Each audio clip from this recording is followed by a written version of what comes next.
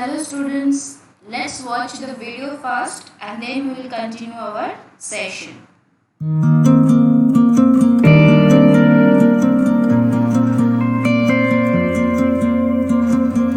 Okay, I am stopping here.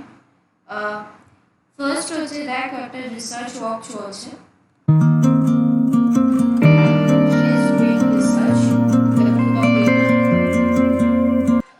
এটা হচ্ছে তোর এগ্রিকালচারাল প্রোডিউস, এগুলো হচ্ছে যে তোর সমস্ত একটা ওয়্যার হাউসে সমস্ত স্টোর করছে। কিছু পিপল এখানে আছে যারা স্টোর করছে, এগুলো কিছুটা করা হয়ে গেছে। তো ওয়্যার হাউস এটাও ওয়্যার হাউস, বাট এটা হচ্ছে যে তোর কোল্ড স্টোরেজ। এটার জন্য আলাদা ফেসিলিটি লাগে, অনেক কিছু সাইটও দেখতে পাচ্ছি, সেগুলো সব এয়ার কুলার মানে মেশিন আর কি, এসি টাইপের, যাতে পুরো জায়গাটা একদম একদম কোল্ড থাকে তার জন্য। দেখতে পাচ্ছি সেই কোল্ড স্টোরেজের ভেতরে অ্যাকচুয়ালি এটা সমস্ত পেরিশেবল প্রোডাক্ট এখানে সমস্ত রাখা আছে। And this machine is doing the cooling system actually. এটা হচ্ছে তোর ইনল্যান্ড কন্টেনার ডিপোর্ট বা ফ্রেট কন্টেনার ডিপোর্ট। এটা হচ্ছে যে তোর ফ্রেট কন্টেনার স্টেশন। এটা হচ্ছে যে তোর যখন আমরা কোনো গুডস ইম্পোর্ট বা এক্সপোর্ট করি তখন অনেক সময় পোর্টে এত স্পেস হয় না যে এত প্রোডাক্টস এসে এখানে স্টোর করা যায়। তো এখানে সমস্ত কাস্টমের যে সমস্ত ওয়ার্কসগুলো হয়, এখানে সমস্ত প্রসিডিওর পারফর্ম করে ফেলা হয়। তো এটাকে আমরা বলি আইসিটি।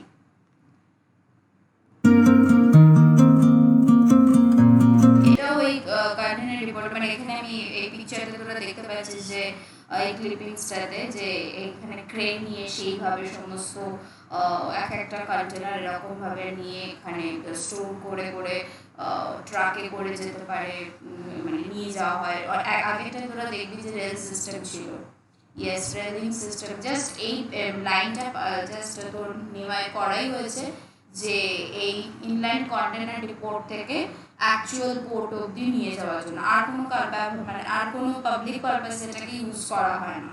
তো রেলের মাধ্যমেও যেতে পারে, রোড ট্রান্সপোর্টের মাধ্যমেও যেতে পারে। এটা হচ্ছে দেখে অতটা বোঝা যাচ্ছে না, অ্যাকচুয়ালি এটা হচ্ছে যে তোর আয়রন রোড মেল্টিং পারপাস চলছে, মেল্টিং চলছে।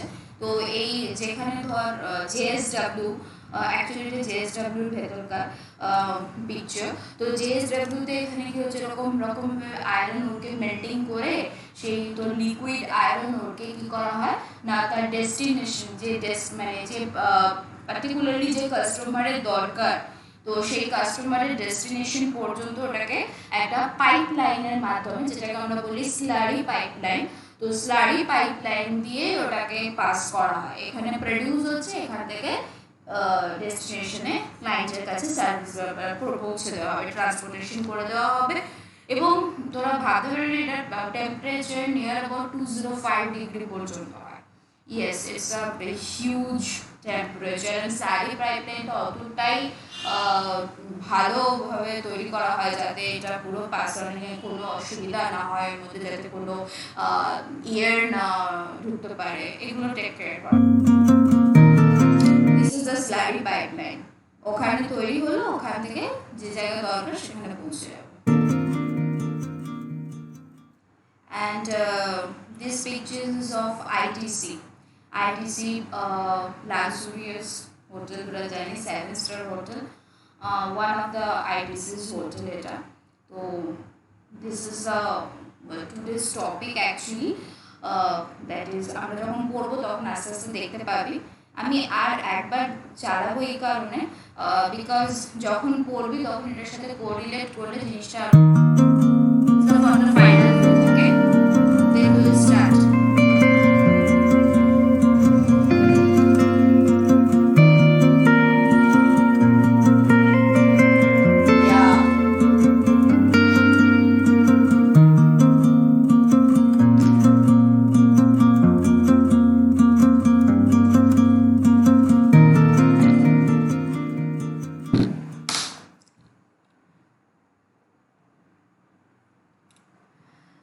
The first topic is expenditure on scientific research, section 35. Okay, তো আজকে আমরা যেটা ফার্স্টে করছি সায়েন্টিফিক রিসার্চ, নামেতেই বোঝা যাচ্ছে সেটা হচ্ছে যে কোনো একটা কোম্পানি সে তার গুডস প্রডিউস করার জন্য সে বিভিন্ন রকম রিসার্চ করে এবং সেই রিসার্চ থেকে যে আলটিমেটলি ফর্মুলা বেরোয় সেই ফর্মুলা ওপর বেস করে সে তার গুডস প্রডিউস করতে পারে, আর্টিকেল প্রডিউস করতে পারে। এটা হলো যে ইন হাউস সায়েন্টিফিক রিসার্চ। আবার এরকমও অনেক সময় হয় যে আমি ডাইরেক্টলি নিজের বিজনেসের জন্য তো সায়েন্টিফিক রিসার্চ নিজের বিজনেসে করছি না, বাট যারা সায়েন্টিফিক রিসার্চের সাথে ডাইরেক্টলি রিলেটেড, সেটা কোনো ইন্ডিয়ান কোম্পানি হতে পারে, সেটা কোনো ইনস্টিটিউট হতে পারে, ইউনিভার্সিটি হতে পারে, হ্যাঁ আইআইটি হতে পারে, তো ওদেরকে আমি কি করি না আমি কন্ট্রিবিউট করি, ওখানে আমি অ্যামাউন্ট ট্রান্সফার করে দিই, তো ওদের হেল্প হয়। বিকজ সায়েন্টিফিক রিসার্চের জন্য অনেক পরিমাণে কি দরকার হয়, amount, huge amount of fund is required. ইসরোর কথা ভাব, যারা রকেট লঞ্চ করছে তাদের কি পরিমাণে তাদের অ্যামাউন্টের দরকার, হ্যাঁ, তো এত আসবে কোথা থেকে? আমরা সবাই মিলে কি করি ওখানে কন্ট্রিবিউট করি যে হ্যাঁ একটা গুড পারপাসে কাজ হচ্ছে, সুতরাং চলো আমরা কিছু কন্ট্রিবিউট করি। তো এখন সবাই তো নিজে থেকে মরাল ডিসিশন নেয় না, তো তার জন্য তাকে একটা কি দেওয়া হলো, incentive from the government, behalf of the government, কি যে তোমরা যদি এই ধরনের কন্ট্রিবিউশন করো যেটা সায়েন্টিফিক রিসার্চ পারপাসে আলটিমেটলি ইউজ হচ্ছে, দেন আমি তোমাদেরকে কিছু ডিডাকশন দেবো। মানে সেটা তোমার নিজের বিজনেস এক্সপেন্ডিচার না হলেও সেটাকে তোমাকে একটা বিজনেস এক্সপেন্ডিচার হিসেবে কনসিডার করে তোমাকে একটা ডোনেশন ডিডাকশন দেওয়া হবে, ঠিক আছে? তো সায়েন্টিফিক রিসার্চ নিয়ে অনেক পিডিএফ এ প্রচুর কিছু লেখা রয়েছে। আমি পিডিএফ এ না গিয়ে ডাইরেক্টলি বলবো এই চারটা থেকে করতে, তো অনেক তাড়াতাড়ি ছোট্ট করে হয়ে যাবে। তারপরে আমরা একবার জাস্ট দেখে নেবো যে পিডিএফ এই জিনিসগুলো কোথায় কিভাবে লেখা আছে, ঠিক আছে? তো সায়েন্টিফিক রিসার্চের টপিককে আমরা তিনটে ভাগে ভাগ করেছি। ফার্স্ট পার্টে যেটা দেখবো সেটা হচ্ছে যে সায়েন্টিফিক রিসার্চ ইন হাউস হচ্ছে। ইন হাউস হচ্ছে মানে কি, আমার বিজনেস আমি নিজে করছি, সায়েন্টিফিক রিসার্চ আমি কোথাও কাউকে আউটসাইডারকে গিয়ে ডোনেট করি, কন্ট্রিবিউট করি। ডোনেট কথাটা এখানে ইউজ হয় না, এখানে কন্ট্রিবিউট ওয়ার্ডটা ইউজ হয়, but the meaning is the same. তো কন্ট্রিবিউট করি। আর একটা হচ্ছে কি in house and obviously related to the business of the SSC. তো যে এসএসসি সায়েন্টিফিক রিসার্চ করছে তারই বিজনেস ওরিয়েন্টেড কিছু রিসার্চ ওয়ার্ক সে নিজেই করে নিচ্ছে। তো সায়েন্টিফিক রিসার্চের এটা একটা পার্ট হচ্ছে যখন আমি সায়েন্টিফিক রিসার্চ করবো মানে আউটসাইডারকে আমরা কন্ট্রিবিউট করছি। আরেকটা হচ্ছে সায়েন্টিফিক রিসার্চের যে অ্যাসেটগুলো আমরা ইউজ করে থাকি সেটাকে যখন আমরা সেল করব তখন তার কি ট্রিটমেন্ট হবে, ঠিক আছে? তো প্রথম দুটো পার্ট আমরা এক্সপেন্সের পয়েন্ট অফ ভিউ থেকে দেখবো, এন্ড দ্য লাস্ট পার্টে দেখবো সায়েন্টিফিক অ্যাসেটকে সেল করলে, সায়েন্টিফিক রিসার্চের অ্যাসেটকে সেল করলে কি হয়। Fine. So in house and related with the business of the SSC. একটা জিনিস, কোনো একটা বিজনেস এরকম হতেই পারে যে বিজনেসটা স্টার্ট করার আগেই আমাকে কিছু রিসার্চ করতে হয়েছে, তবে আমি গিয়ে বিজনেসটা স্টার্ট করতে পেরেছি, ঠিক আছে না? একটা এরকম হতেই পারে যে ফর দ্য ফার্স্ট টাইম আমি সেটাকে তৈরি করছি, তো তার আগে হিউজ পরিমাণে সায়েন্টিফিক রিসার্চ করতে হবে। যেমন এখন কোভিড-19 জন্য যে মেডিসিনটা দরকার, যে ড্রাগটা দরকার, সেটা আগে রিসার্চ হবে, তারপর তো কমার্শিয়াল পারপাসে তৈরি হবে। সেটা রিসার্চ করে সেটা টেস্টিং হবে, সেটা টেস্টিং করার পরে অ্যাপ্রুভাল পাওয়া যাবে। অ্যাপ্রুভাল পাওয়ার পরে যখন ওরা বলবে যে ইয়েস এটা কমার্শিয়াল পারপাসে প্রডিউস করা যেতে পারে, এটা একদম ঠিক আছে, 100% অ্যাকিউরেট, দেন এটা কমার্শিয়াল পারপাসে আলটিমেটলি প্রডিউস করা হবে। তাহলে সেই বিজনেসটা যদি একদম নিউ বিজনেস হয়, সেটা তো তৈরি করার আগেই অলরেডি অনেকটা এক্সপেন্স করে ফেলেছে related with the scientific research of that asset, of that business. তাহলে সেই এক্সপেন্সকে কি করা যায়? তো তাই জন্য বলা হয়েছে research before commencement of business. যে সায়েন্টিফিক রিসার্চের এক্সপেন্সটা কমেন্সমেন্টের আগেই হয়ে যাচ্ছে, সেই এক্সপেন্সটাকে আমরা দুটো ভাগে ভাগ করেছি, আইদার রেভিনিউ নেচার या फिर कैपिटल नेचर। रेवेन्यू नेचर माने সেটা যে সমস্ত এমপ্লয়িরা করছে, মানে যে সমস্ত এমপ্লয়িরা সায়েন্টিফিক রিসার্চ করছে তাদেরকে স্যালারি দিতে হবে। তারপরে কিছু ইলেকট্রিসিটি এক্সপেন্সেস থাকতে পারে, rent payment of that room হতে পারে, বিল্ডিং হতে পারে যেখানে বসে সায়েন্টিফিক রিসার্চ পারফর্ম করছে। তো ভেরিয়াস টাইপ অফ এক্সপেন্সেস হতে পারে। তো সেগুলো হচ্ছে কি রেভিনিউ নেচার। আর ক্যাপিটাল নেচার মানে হচ্ছে কি যদি পুরো ওই পার্টিকুলার বিল্ডিংটা আমার নিজের ওনারশিপে থাকে, যে মেশিনগুলো ইউজ করছে সেগুলো ক্যাপিটাল এক্সপেন্ডিচার। তো এই দুটো ভাগে ভাগ করা হচ্ছে।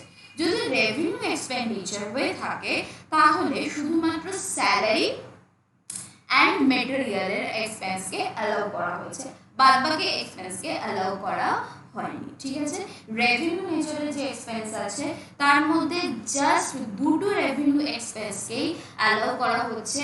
একটা হচ্ছে কি salary to the research personal, particularly রিসার্চের রিলেটেড যারা আছে তাদের স্যালারি, অ্যাজ ওয়েল অ্যাজ রিসার্চের সাথে রিলেটেড যেটুকু মেটেরিয়ালস লাগে, বিভিন্ন রকম সলিউশন কিনতে হয়, বিভিন্ন রকম মেটেরিয়াল লাগে সেই রিসার্চ পারফর্ম করার জন্য, সেই material related expenses and 100% deduction. মানে যদি আমি স্যালারি দিয়ে থাকি 1 লাখ রুপিস, তাহলে আমি পুরো 1 লাখ রুপিসের এক্সপেন্স বুক করতে পারবো under section 35 subsection 1 clause 1।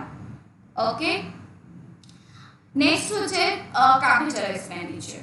Capital এক্সপেন্ডিচারের ক্ষেত্রে একদম গিট বেঁধে ফেল এন্টায়ার রিসার্চ সায়েন্টিফিক রিসার্চের ক্ষেত্রে ল্যান্ডের ওপরে কোনো এক্সপেন্ডিচারের ডিডাকশন অ্যালাউ করা হয় না। ইয়েস, ল্যান্ডের ওপরে তুমি যা ক্যাপিটাল এক্সপেন্ডিচার করেছো সেটা অ্যালাউ করা হয় না, সে বিফোর কমেন্সমেন্ট হোক আর আফটার কমেন্সমেন্ট হোক।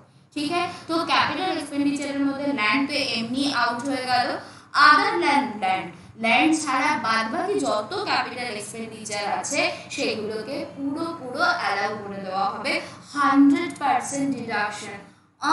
ব্যালেন্স শিটে যে সায়েন্টিফিক রিসার্চের অ্যাসেটসকে দেখাবে সেই অ্যাসেটসের অ্যামাউন্টের উপর আমি ডেপ্রিসিয়েশন ক্লেম করতে পারবো না, না আমি ডেপ্রিসিয়েশন ক্লেম করবো না। আমি কি ক্লেম করবো, আমি 100% এক্সপেন্স অ্যালাউ করে নেবো, নিজে থেকেই আমি ডেপ্রিসিয়েশনের দিকে যাবো না, বিকজ আমার ফায়দা। আমি যদি 35 সাবসেকশন 1 ক্লজ 4 এর দিকে যাই তাহলে যে আমি তো প্রথমেই পুরো 100% এক্সপেন্স বুক করে ফেলতে পারছি, আমার প্রফিট অনেক কমে যাবে। সেক্ষেত্রে ডেপ্রিসিয়েশন হলে কি হতো, ওভার দ্য লাইফ অল্প করে আমাকে এক্সপেন্স বুক করতে হতো।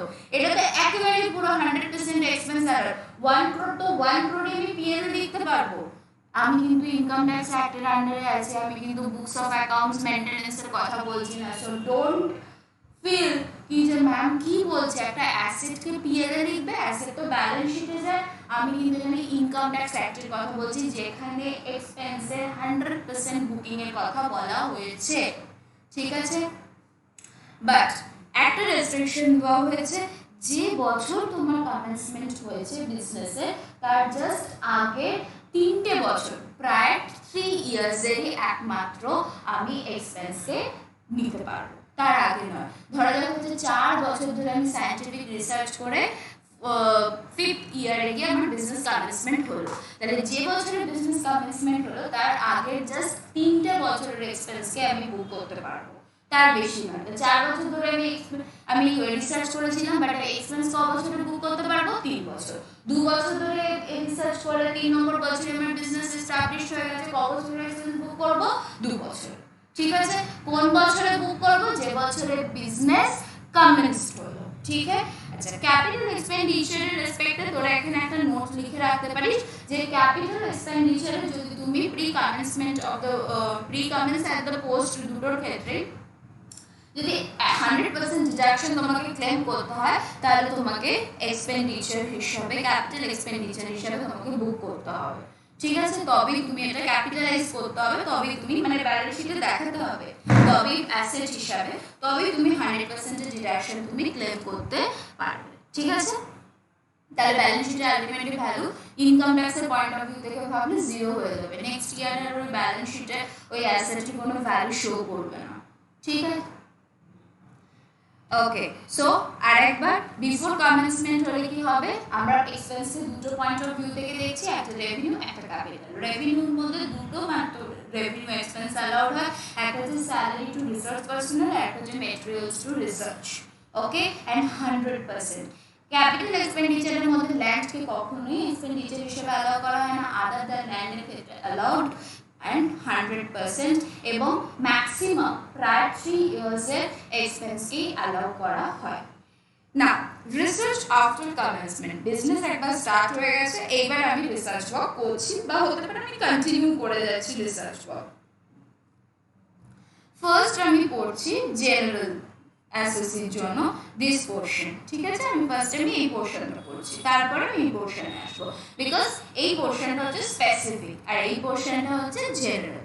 নর্মালি অ্যাসেসিদের ক্ষেত্রে কি করা হয়, revenue expenditure and capital expenditure.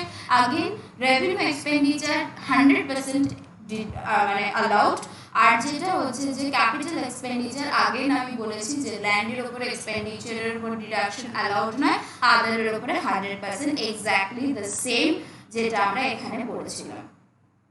In fact section নাম্বারও সেম, 3514, 3511 একদম এক্স্যাক্টলি সেম, ঠিক আছে? বাট একটা ডিফারেন্স কি, এখানে সমস্ত revenue expenditure related with that scientific research is allowed as deduction, but এখানে রেভিনিউ এক্সপেন্ডিচারের মধ্যে শুধুমাত্র দুটো রেভিনিউ এক্সপেন্ডিচারকে অ্যালাউ করা হয়েছিল। Clear? Yes, clear. Now, for the specific SSC under section 35 subsection 2AB, 35 subsection 2AB, particularly SSC के होते হবে by nature company। First point হচ্ছে যে SSC के কি হতে হবে, কোম্পানি। সেকেন্ড হচ্ছে কি না, ওকে বায়োটেকনোলজি রিলেটেড কোনো অ্যাসেট মানে বিজনেসের সাথে রিলেটেড হতে হবে, বায়োটেকনোলজি বিজনেস করতে হবে, ঠিক আছে? তাহলে বায়োটেকনোলজি और मैन्युफैक्चरिंग आर्टिकल और थिंग বা एनी टाइप ऑफ मैन्युफैक्चरर, ठीक है? তাহলে কি বললাম, either biotechnology business oriented SSC company SSC, কিংবা সেই কোম্পানি এসএসসি কোনো একটা ম্যানুফ্যাকচারিং ওয়ার্ক করে। বায়োটেকনোলজি বিজনেসের যদি এক্সাম্পল পেতে চাস তাহলে বলতে পারি বায়োটেকের জন্য তোর বায়োকন আছে, এখান থেকে তোদেরকে আমি লিস্টটা দেখিয়ে দিই। বায়োকন আছে, আর একটা হচ্ছে রাশি সিডস, এইগুলো যে সমস্ত জিএসকে, এগুলো যে সমস্ত বায়োটেকনোলজি বিজনেস করে এদের সাথে রিলেটেড। ওকে, আরো তোরা নেটে সার্চ করলে পেয়ে যাবি যে কারা কারা বায়োটেকনোলজি বিজনেসের সাথে রিলেটেড। ওকে, আমাদের এক্সামে যখন দেবে কোয়েশ্চেন একদম পরিষ্কার ক্লিয়ারলি মেনশন করে দেবে ইয়েস যে বায়োটেকনোলজি বিজনেসের সাথে রিলেটেড কিনা, ঠিক আছে? এদের ক্ষেত্রে যদি রেভিনিউ এক্সপেন্স এরা করে থাকে, যেহেতু এদের কনসিডারেবল কি যে এদের এক্সপেন্সটা সায়েন্টিফিক নেচারের এক্সপেন্সটা আরো বেশি, তো এদেরকে আরো প্রমোট করার জন্য রেভিনিউ এক্সপেন্ডিচারের উপরে ডিডাকশন দেওয়া হবে 150% deduction, that is called the weighted deduction. yes, weighted deduction of 150%, মানে তুমি যদি 100 রুপিস এর রেভিনিউ এক্সপেন্ডিচার করে থাকো তাহলে তুমি এক্সপেন্স হিসাবে বুক করতে পারবে 150 rupees. yes, it's magic because 50 rupees তোমার সত্যিকারের এক্সপেন্স নয়, but 50 রুপিস তুমি অ্যাডিশনালি এক্সপেন্স হিসাবে বুক করতে পারলে by the virtue of the section 35 subsection 2AB, and তার ফলে কি হলো, প্রফিট আরো 50 রুপিস দিয়ে আমার রিডিউস করে গেল। That is benefit, yes it is benefit, ঠিক? তাহলে যা রেভিনিউ এক্সপেন্ডিচার হবে তার 150% এর তুমি ডিডাকশন ক্লেম করতে পারো।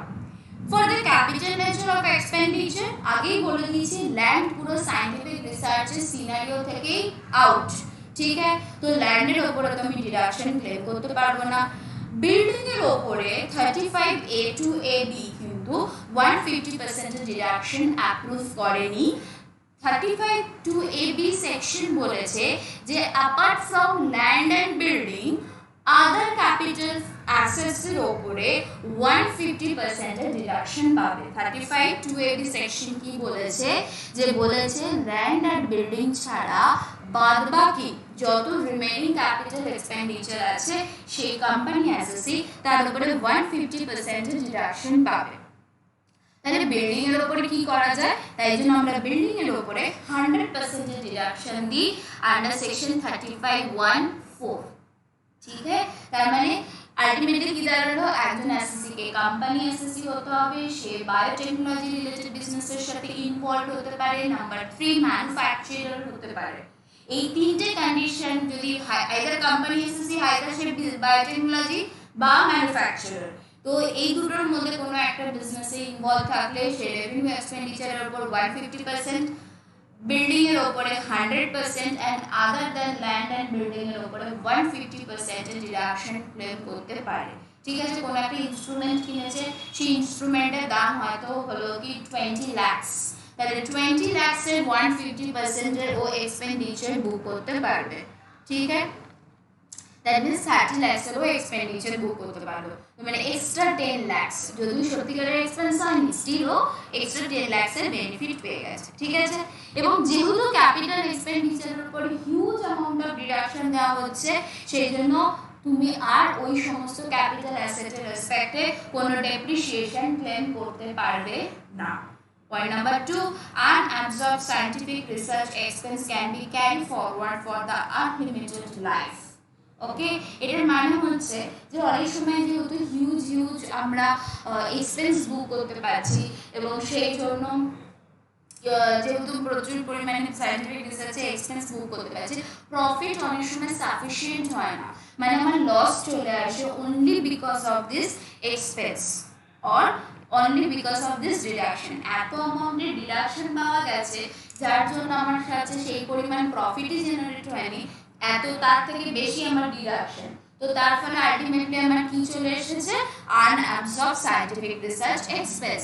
তো এই আনঅ্যাবজর্বড সায়েন্টিফিক রিসার্চ এক্সপেন্সটাকে লসের মতন আমি নেক্সট ইয়ারে ক্যারি ফরওয়ার্ড করে নিয়ে যেতে পারি এবং under any heads of income except salary আমি সেটাকে অ্যাডজাস্ট করাতে পারি। ঠিক আছে, এবং এরকম ভাবে কতগুলো বছর আমি ক্যারি ফরওয়ার্ড করে নেক্সট ইয়ার এরকম করতে পারি, যতক্ষণ না পর্যন্ত আমি পুরো এক্সপেন্সটাকে মাইনাস করতে পারছি, সেটার কোনো লিমিটেশন নেই, ইনডিফাইনাইট পিরিয়ডের জন্য আমি ক্যারি ফরওয়ার্ড করতে পারি। এই পয়েন্টটা আমি আবার সেট অফ ক্যারি ফরওয়ার্ড চ্যাপ্টারে গিয়ে পাবো, বাট ফর ইনফরমেশন যেরকম আমরা আনঅ্যাবজর্বড ডেপ্রিসিয়েশন পড়েছিলাম, ঠিক তেমনি হচ্ছে আনঅ্যাবজর্বড সায়েন্টিফিক রিসার্চ। ওখানে ছিল যে ডেপ্রিসিয়েশন এত বেশি হয়ে গেছে, সাফিসিয়েন্ট প্রফিট নেই, তার জন্য আনঅ্যাবজর্বড ডেপ্রিসিয়েশন ক্রিয়েট হয়েছিল।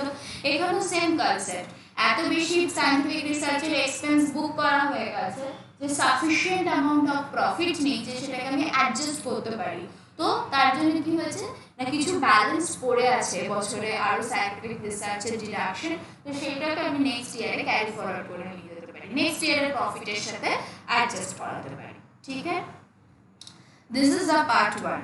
Next part 2।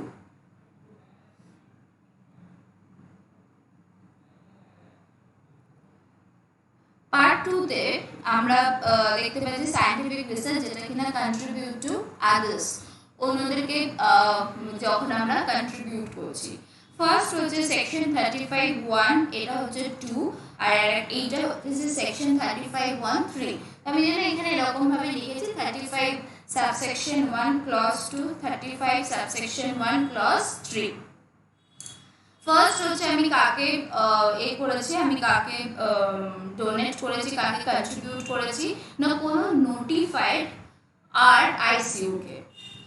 কি বললাম, কোনো নোটিফাইড বা অ্যাপ্রুভড আর আইসিইউ কে। R for research association, I for institute, C for college, U for university.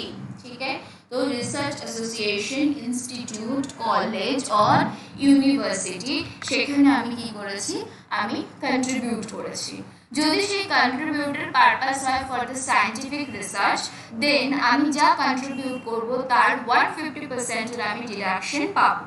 ঠিক আছে, আর যদি আমি সোশ্যাল সায়েন্স আর সায়েন্টিফিক স্ট্যাটিস্টিক্যাল রিসার্চের জন্য আমি যদি কন্ট্রিবিউট করি, দেন 100% এর ডিডাকশন পাবো।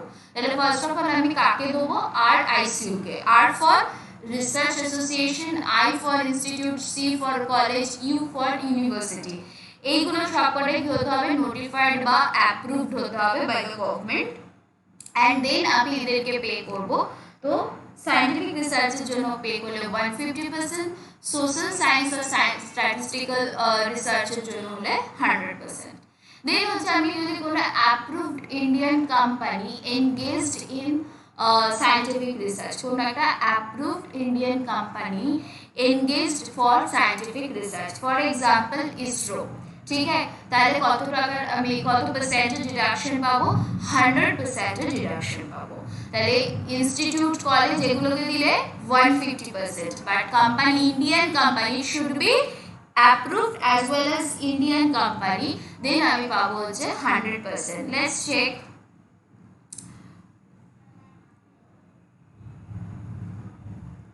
Oh, I have deleted that. No. হ্যাঁ, 10 organization, right. দেখ এখানে তোরা দেখতে পাবি প্রথম ফার্স্ট নাম হচ্ছে ইসরো, সবাই জানিস, ঠিক আছে।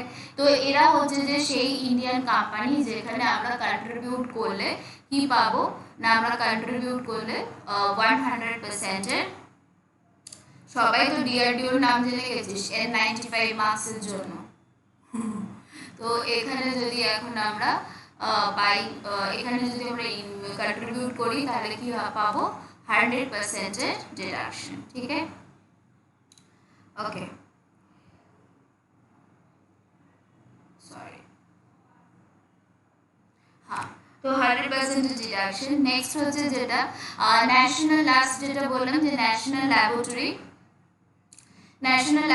और IIT और approved person के যদি আমি for scientific research pay করে থাকি তাহলে 150% ডিডাকশন পাবো আন্ডার সেকশন 35 টু AA তে, ঠিক আছে। কোথায় না ন্যাশনাল ল্যাবরেটরি, IIT और approved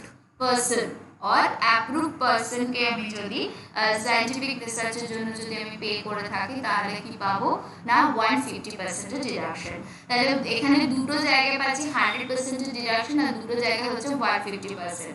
মানে ধরে রাখতে পারিস ইনস্টিটিউট ওরিয়েন্টেড জায়গাগুলো হলো 150%, বাট দ্য সায়েন্টিফিক রিসার্চের জায়গায় যদি সোশ্যাল সায়েন্স আর স্ট্যাটিস্টিক্যাল রিসার্চের জন্য যদি 100%, আর ইন্ডিয়ান অ্যাপ্রুভড কোম্পানিতে দিলে 100%-এর ডিডাকশন। ফাইন, এটার উপরে আমাদের একটা কোয়েশ্চেন আছে, আগে আমরা এই কোয়েশ্চেনটা সলভ করে নিই, তারপরে আমরা এগোবো। Question number 17।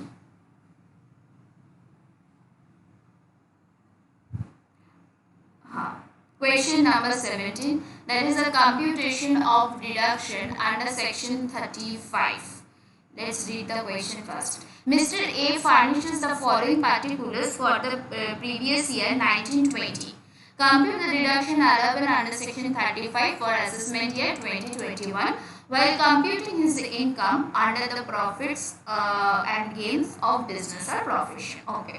তো আলটিমেটলি জানতে চেয়েছে যে তুমি ডিডাকশন কত পাবে আন্ডার সেকশন 35। ওকে,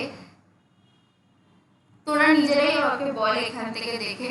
ফার্স্ট হচ্ছে amount paid to notified approved Indian Institute of Science Bangalore for scientific research, that means I am paying.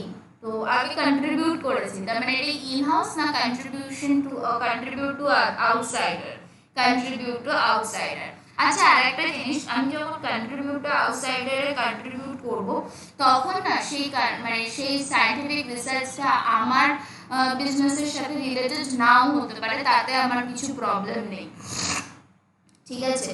তার মানে কি, যখন আমরা ইন হাউস সায়েন্টিফিক রিসার্চ করছি তখন সেই research work should be related with my business, but যখন আমি আউটসাইডারের কাছে কন্ট্রিবিউট করছি তখন সেটা আমার নিজের বিজনেসের সাথে রিলেটেড হতেও পারে নাও হতে পারে, তার জন্য ডিডাকশনের কিছু অসুবিধা নেই, ঠিক।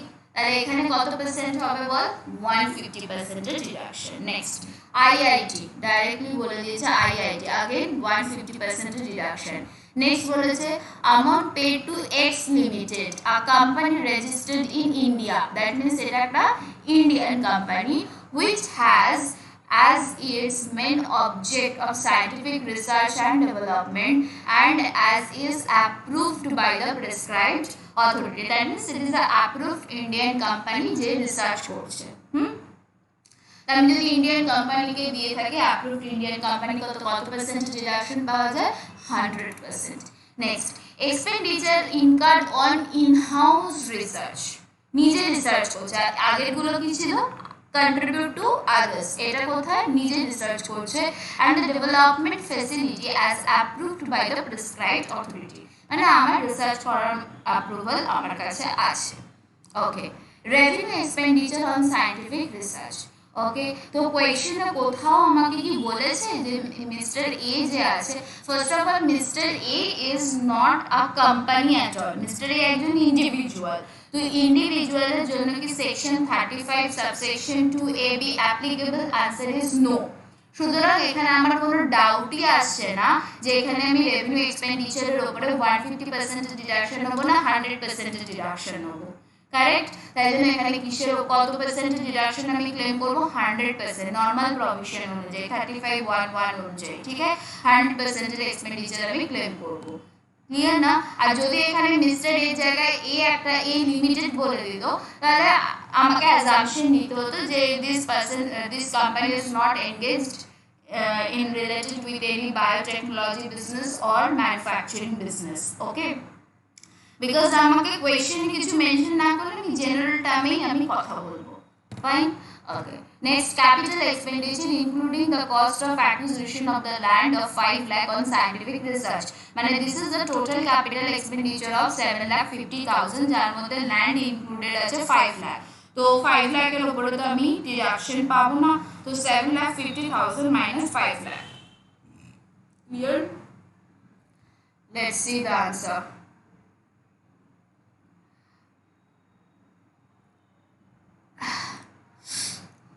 অ্যাপ্রুভড ইনস্টিটিউটকে আমি পে করেছি, সুতরাং এটা একটা গেল 150%, IIT 150%, company 100%, then in-house normal 100%, and capital expenditure 100%. So this is my total deduction. Okay, and ওটাই আমি এখানে লিখে দিয়েছি যে যেহেতু এটা হচ্ছে যে মিস্টার এ, ঠিক আছে, তো যেহেতু এটা কোনো কোম্পানি নয়, ইন্ডিভিজুয়াল 100% রেভিনিউ এক্সপেন্ডিচার ক্লেম করতে পারে, তাই জন্য ও 35(2)(a) ডিডাকশন পাবে না, ও 35(1)(4) আর 35(1)(1) এরই ডিডাকশন পাবে। ক্লিয়ার? ইয়েস। কোয়েশ্চেন নাম্বার 18, এটা ডিফারেন্ট। ওকে, কোয়েশ্চেন নাম্বার 18 আমরা পরে করবো বিকজ 35 এর উপরে। Next area, that is the last part of the scientific research.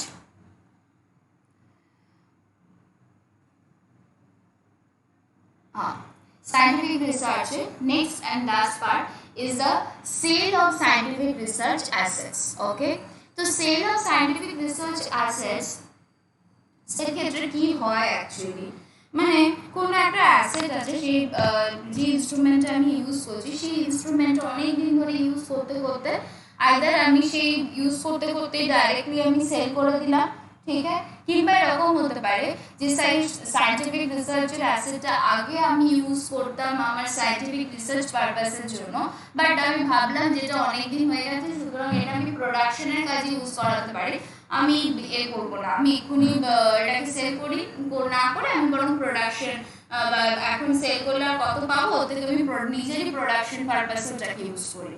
এবার প্রোডাকশন পারপাসে ওটাকে ইউজ করতে করতে আমি এটা ভালোই ভ্যালু ডেপ্লিট হয়ে গেছে, তো লেটস সেল দিস অ্যাসেট, তো আমি বিক্রি করে দিলাম অ্যাসেটটাকে। তাহলে দুটো সিনারিও হতে পারে, আইদার হতে পারে রিসার্চ করতে করতে ডাইরেক্টলি আমি ওখান থেকেই অ্যাসেটটাকে সেল করে দিলাম, আর একটা কি হতে পারে সিনারিও, না আমি ওটাকে ইউজ করছিলাম রিসার্চ ওয়ার্কে, সেখান থেকে আমি আমার প্রোডাকশন পারপাসে ইউজ করলাম, প্রোডাকশন পারপাসে কিছুদিন ইউজ করার পরে তারপরে আমি অ্যাসেটটাকে সেল করলাম, ঠিক আছে। তো একটা হচ্ছে sale directly, that is without use in business, আর একটা হচ্ছে sale assets after use in business. Okay, এই পোর্শনটা আমাদের অলরেডি করা, sale of assets after use in business, সেটা হচ্ছে যে আমরা যখনই কোনো অ্যাসেটকে, তোরা এখান থেকে পড়তে হবে না, তোরা জাস্ট ডেপ্রিসিয়েশনটাকে মনে কর, যখন কোনো অ্যাসেটকে আমি আমার বিজনেস পারপাসে ইউজ করি, মানে বিজনেসের প্রোডাকশন পারপাসে ইউজ করছি, তখন তো সেটাকে আমরা ব্লক অফ অ্যাসেটস এর মধ্যে ইনক্লুড করি কি করি না? ইয়েস করি। আমরা লাস্ট ক্লাসে এক্সপ্লানেশন টু সেকশন 43 সাবসেকশন 1 করেছিলাম, ইয়েস করেছিলাম, তাতে একদম ফার্স্ট এক্সপ্লানেশন 1, সেখানে কি বলা হয়েছিল, কোনো সায়েন্টিফিক রিসার্চের অ্যাসেটস যদি সেটাকে আমরা বিজনেস পারপাসে নিয়ে আসি, ব্লকের মধ্যে ইনক্লুড করি, তাহলে তার কস্ট কি হয়, নীল। তখন আমি বলেছিলাম যে সায়েন্টিফিক রিসার্চ করতে গিয়ে আরো ক্লিয়ার হবে, তার কারণ সেই অ্যাসেটের উপরে তো আমি আইদার 100% বা 150% অ্যাজ দ্য কেস মেবি আমি অলরেডি ডিডাকশন ক্লেম করে ফেলেছি। ইয়েস, আমি অলরেডি ডিডাকশন ক্লেম করে ফেলেছি। তাহলে আজকের দিনে দাঁড়িয়ে সেই অ্যাসেটের ভ্যালু কি পড়ে রয়েছে, জিরো। যা আমার ভ্যালু আইদার আমি তাই সে পুরোটাই ডিডাকশন নিয়ে নিয়েছি বা তার থেকে বেশি ডিডাকশন নিয়ে নিয়েছি, কারেক্ট। তাহলে তার ভ্যালু আলটিমেটলি কি পড়ে রইল, কস্ট মাইনাস ডিডাকশন, নীল। তো নীল, সেই জন্য আমরা কস্টে আমরা কি করেছি যে অ্যাডিশন ডিউরিং দ্য ইয়ার করে ব্লক অফ অ্যাসেটের ভ্যালু পুট করেছি নীল। যেই আমরা অ্যাসেটটাকে ব্লকের মধ্যে ইনক্লুড করে দিলাম, তারপর যখন আমি ব্লক থেকে অ্যাসেটকে সেল করছি তখন সঙ্গে সঙ্গে সেকশন 50 এসে যাবে। আমরা লাস্ট ক্লাসে পড়েছিলাম সেকশন 50, যেখানে আমরা দেখেছিলাম যে এন্টায়ার ব্লক যদি আমি সেল করে দিই বা একটা বা দুটো স্পেসিফিক কিছু আউট অফ দ্য ব্লক আমরা সেল করছি, কিন্তু সেটা এত হায়ার প্রাইসে সেল করছি যে যার জন্য সেখানে শর্ট টার্ম ক্যাপিটাল গেইন তৈরি হয়ে যাচ্ছে, ক্লিয়ার। তো অ্যাকর্ডিংলি সেকশন 50 এখানে অ্যাপ্লাই হয়ে যাবে। তো আমাদের এই পোর্শনটাকে আলাদা করে আর কিছু করার জায়গা নেই। বাট সেকশন 41 সাবসেকশন 3 তখন রোল প্লে করবে যখন আমার সেল ডাইরেক্টলি হচ্ছে without use in the business. Okay, তখন কি করা হবে, তখন দুটো সিনারিও আসতে পারে। এক হচ্ছে যে কিছুটা আমার পিজিবিপি ইনকাম হতে পারে, কিছুটা আমার ক্যাপিটাল গেইন হতে পারে। কিছুটা মানে হচ্ছে যে টোটাল যে আমার প্রফিট হবে সেই প্রফিটটাকে দুটো পোর্শনে ভাগ করা হচ্ছে, একটা হচ্ছে পিজিবিপি আর একটা হচ্ছে ক্যাপিটাল গেইন। কিরকম ভাবে না, আমাকে এখানে ফর্মুলা, যেটা আগে ফর্মুলা বলে নিই তারপরে আমি আসছি উইথ এক্সাম্পল। সেটা হচ্ছে যে income taxable under the PGBP, that is the lower of selling price or the deduction claim under section 35(1)(4). তো আমি যত টাকা ডিডাকশন পেয়েছি or sell price whichever is lower, ঠিক আছে, যেটা লোয়ার অ্যামাউন্ট হবে সেটা হবে কি বিজনেস ইনকাম। বিকজ দেখ না, এখন তো কস্ট তো নীল হয়ে গেছে না, তো আলটিমেটলি আমি কত টাকা ডিডাকশন নিয়েছি সেটা চেক করো, আর আমি কত টাকা সেল করছি, দুটোর মধ্যে যেটা লোয়ার ফিগার সেটাকে পিজিবিপি ইনকাম হবে। বিকজ ডিডাকশন কোন হেডের আন্ডারে নিয়েছিলাম, পিজিবিপি হেডের আন্ডারে নিয়েছিলাম, তাই জন্য কি করা হচ্ছে, সেল প্রাইস অর ডিডাকশন, যত টাকা তুমি বেনিফিট অলরেডি নিয়ে রেখেছো কিংবা যত টাকায় তুমি সেল করছো, দুটোর মধ্যে যেটা লোয়ার সেটা তোমাকে পিজিবিপি ইনকামেতেই শো করতে হবে, and that is the dimming ইনকামের প্রভিশন। সেকশন 41 আমরা দেখবো পরে, যেখানে ডিমড ইনকামের কথা বলে। তো সেকশন 41 সাবসেকশন 3 অ্যাপ্লাই করে বলা আছে it is deemed to be the income and chargeable under the head of profits or gain, profits and gain of business or profession. Okay, and capital gain হতে পারে। Capital gain কখন হবে না, যদি যত টাকা তোমার এখানে পিজিবিপি ইনকাম হলো তার থেকেও বেশি যতটা সেল প্রাইস থাকে। এখানে বলা তো হয়েছিল sale price is greater than the cost of the asset, যত টাকা তোমার অ্যাসেটের কস্ট ছিল তার থেকেও বেশি যদি তোমার সেল প্রাইস হয়। নর্মালি এই সিনারিওটা হয় না, এক্সাম পারপাসে হতে পারে, বাট নর্মালি হয় না। কোনো একটা অ্যাসেট যখন ইউজ করতে করতে তখন সেল করা হয়, খুব একটা পসিবিলিটি থাকে না তার থেকে হায়ার প্রাইস পাওয়ার, ঠিক আছে। নর্মালি লোয়ারেই সবসময় হয়, তো কস্টের থেকে কম টাকাতেই সেল হয়। স্টিল যদি বেশিতে তোমার সেল হয়ে থাকে তাহলে তোমার ক্যাপিটাল গেইন হবে sale price minus PGBP in regarding to the scientific asset. এখানে যত টাকা তোমার পিজিবিপি ইনকাম হলো সেটা তোমাকে সেল প্রাইস থেকে মাইনাস করে দিতে হবে। করলে আলটিমেটলি তোরা দেখবি যত টাকা প্রফিট হয়েছিল সেটাই আলটিমেটলি এখানে অ্যাডজাস্ট করা হয়ে গেছে। এবং এটা মানে কোথায় বলা আছে, এটা সুপ্রিম কোর্টের একটা জাজমেন্ট থেকে এই জিনিসটা তৈরি করা হয়েছে, of Artex manufacturing company. Supreme কোর্টের একটা জাজমেন্ট থেকে যে ক্যাপিটাল গেইন কতটুকু হবে, selling price minus PGBP in regarding that scientific asset. যত টাকা এখানে বিজনেস ইনকাম হিসাবে আমরা দেখিয়েছি তত টাকা আমরা সেল প্রাইস থেকে কমিয়ে দেবো। An example নিয়ে দেখি, Mr. A purchased a robotic machine on 1/1/2015 for ₹25 lakhs. Sold this machine on 1/7/2019. Case 1, first case ওয়ানে হচ্ছে যে sale price is rupees 5 lakhs and the case টুতে হচ্ছে রুপিস 30 lakhs। তাহলে ফার্স্ট কেস দেখ 25 lakhs এর ও একটা রোবট কিনেছে, তো 25 lakhs এর উপরে 100% ডিডাকশন, তো 25 lakhs is the deduction amount, yes। Case 1, তো এখানে আমাকে একটা জিনিস বল, কস্টের থেকে বেশি প্রাইসে সেল হয়েছে না লোয়ার প্রাইসে সেল হয়েছে? লোয়ার প্রাইসে সেল হয়েছে, সুতরাং এখানে যা বেরোবে শুধুমাত্র পিজিবিপি ইনকামই বেরোবে। তো সেল প্রাইস হচ্ছে 5 lakhs আর ডিডাকশন অলরেডি আমি ক্লেম করে রেখেছিলাম 25 lakhs, তাহলে whichever is lower 5 lakhs is my PGBP income। Sell price or deduction, whichever is lower, that is the 5 lakhs is my PGBP income। Case 2, case 2 তে কি দেখছি না, cost যা ছিল তার থেকে হায়ার প্রাইসে সেল হয়েছে, কস্ট যা ছিল তার থেকে হায়ার প্রাইসে সেল হয়েছে। তাহলে আমি কি করব না, লোয়ার অফ কি না 30 lakhs or 25 lakhs, whichever is lower, তাহলে 25 lakhs এর মানে PGBP ইনকাম হয়ে গেল, and capital gain that 30 lakhs minus 25 lakhs 5 lakhs। তার মানে আলটিমেটলি যেটা মোটো ছিল by the virtue of this section, যে তুমি যখন এর এক্সপেন্স করেছিলে, ক্যাপিটাল এক্সপেন্ডিচার করেছিলে, তখন তো তুমি পুরো ডিডাকশন নিয়ে বেনিফিটেড হয়েছো, কারেক্ট? তাহলে তার এখন কস্ট কি জিরো, সুতরাং যা তোমার সেল প্রাইস হচ্ছে পুরোটাই তোমার প্রফিট, তাই না? লজিক্যালি তাই তো বোঝায়, যা তুমি এক্সপেন্স করেছো তার তুমি পুরো ডিডাকশন পেয়ে গেছো। তাহলে লজিক্যালি বা আইডিয়ালি দেখতে গেলে যা তোমার ওই অ্যাসেট সেল করে আর্ন হচ্ছে, পুরো সেল প্রাইসটাই নেট আর্নিং, তার থেকে কিছু এক্সপেন্স মাইনাস করার নেই, তাই তো? তাহলে পুরো আর্নিংটাকেই তোমাকে ইনকাম হিসেবে কনসিডার করতে হবে।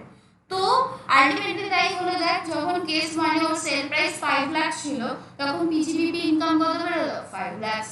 যখন ওর সেল প্রাইস ছিল 30 lakhs, তখন ওর পিজিবিপি ইনকাম কত বেরোলো 25, ক্যাপিটাল গেইন কত বেরোলো 5, তাহলে আলটিমেটলি দুটো সাম কর 20 lakhs। আলটিমেটলি গভর্নমেন্ট কি করলো, পুরো সেল প্রাইসকে তোমার ইনকাম হিসেবে কনসিডার করলো। যদি কস্টের থেকে সেল প্রাইস লোয়ার অ্যামাউন্টের হয়ে থাকে তাহলে শুধু পিজিবিপি, কস্টের থেকে যদি সেল প্রাইস হায়ার অ্যামাউন্ট হয়ে থাকে তখন ইনকামটাকে দুটো পোর্শনে, দুটো হেডের আন্ডারে বাইফার্কেট করে দেওয়া হয়েছে।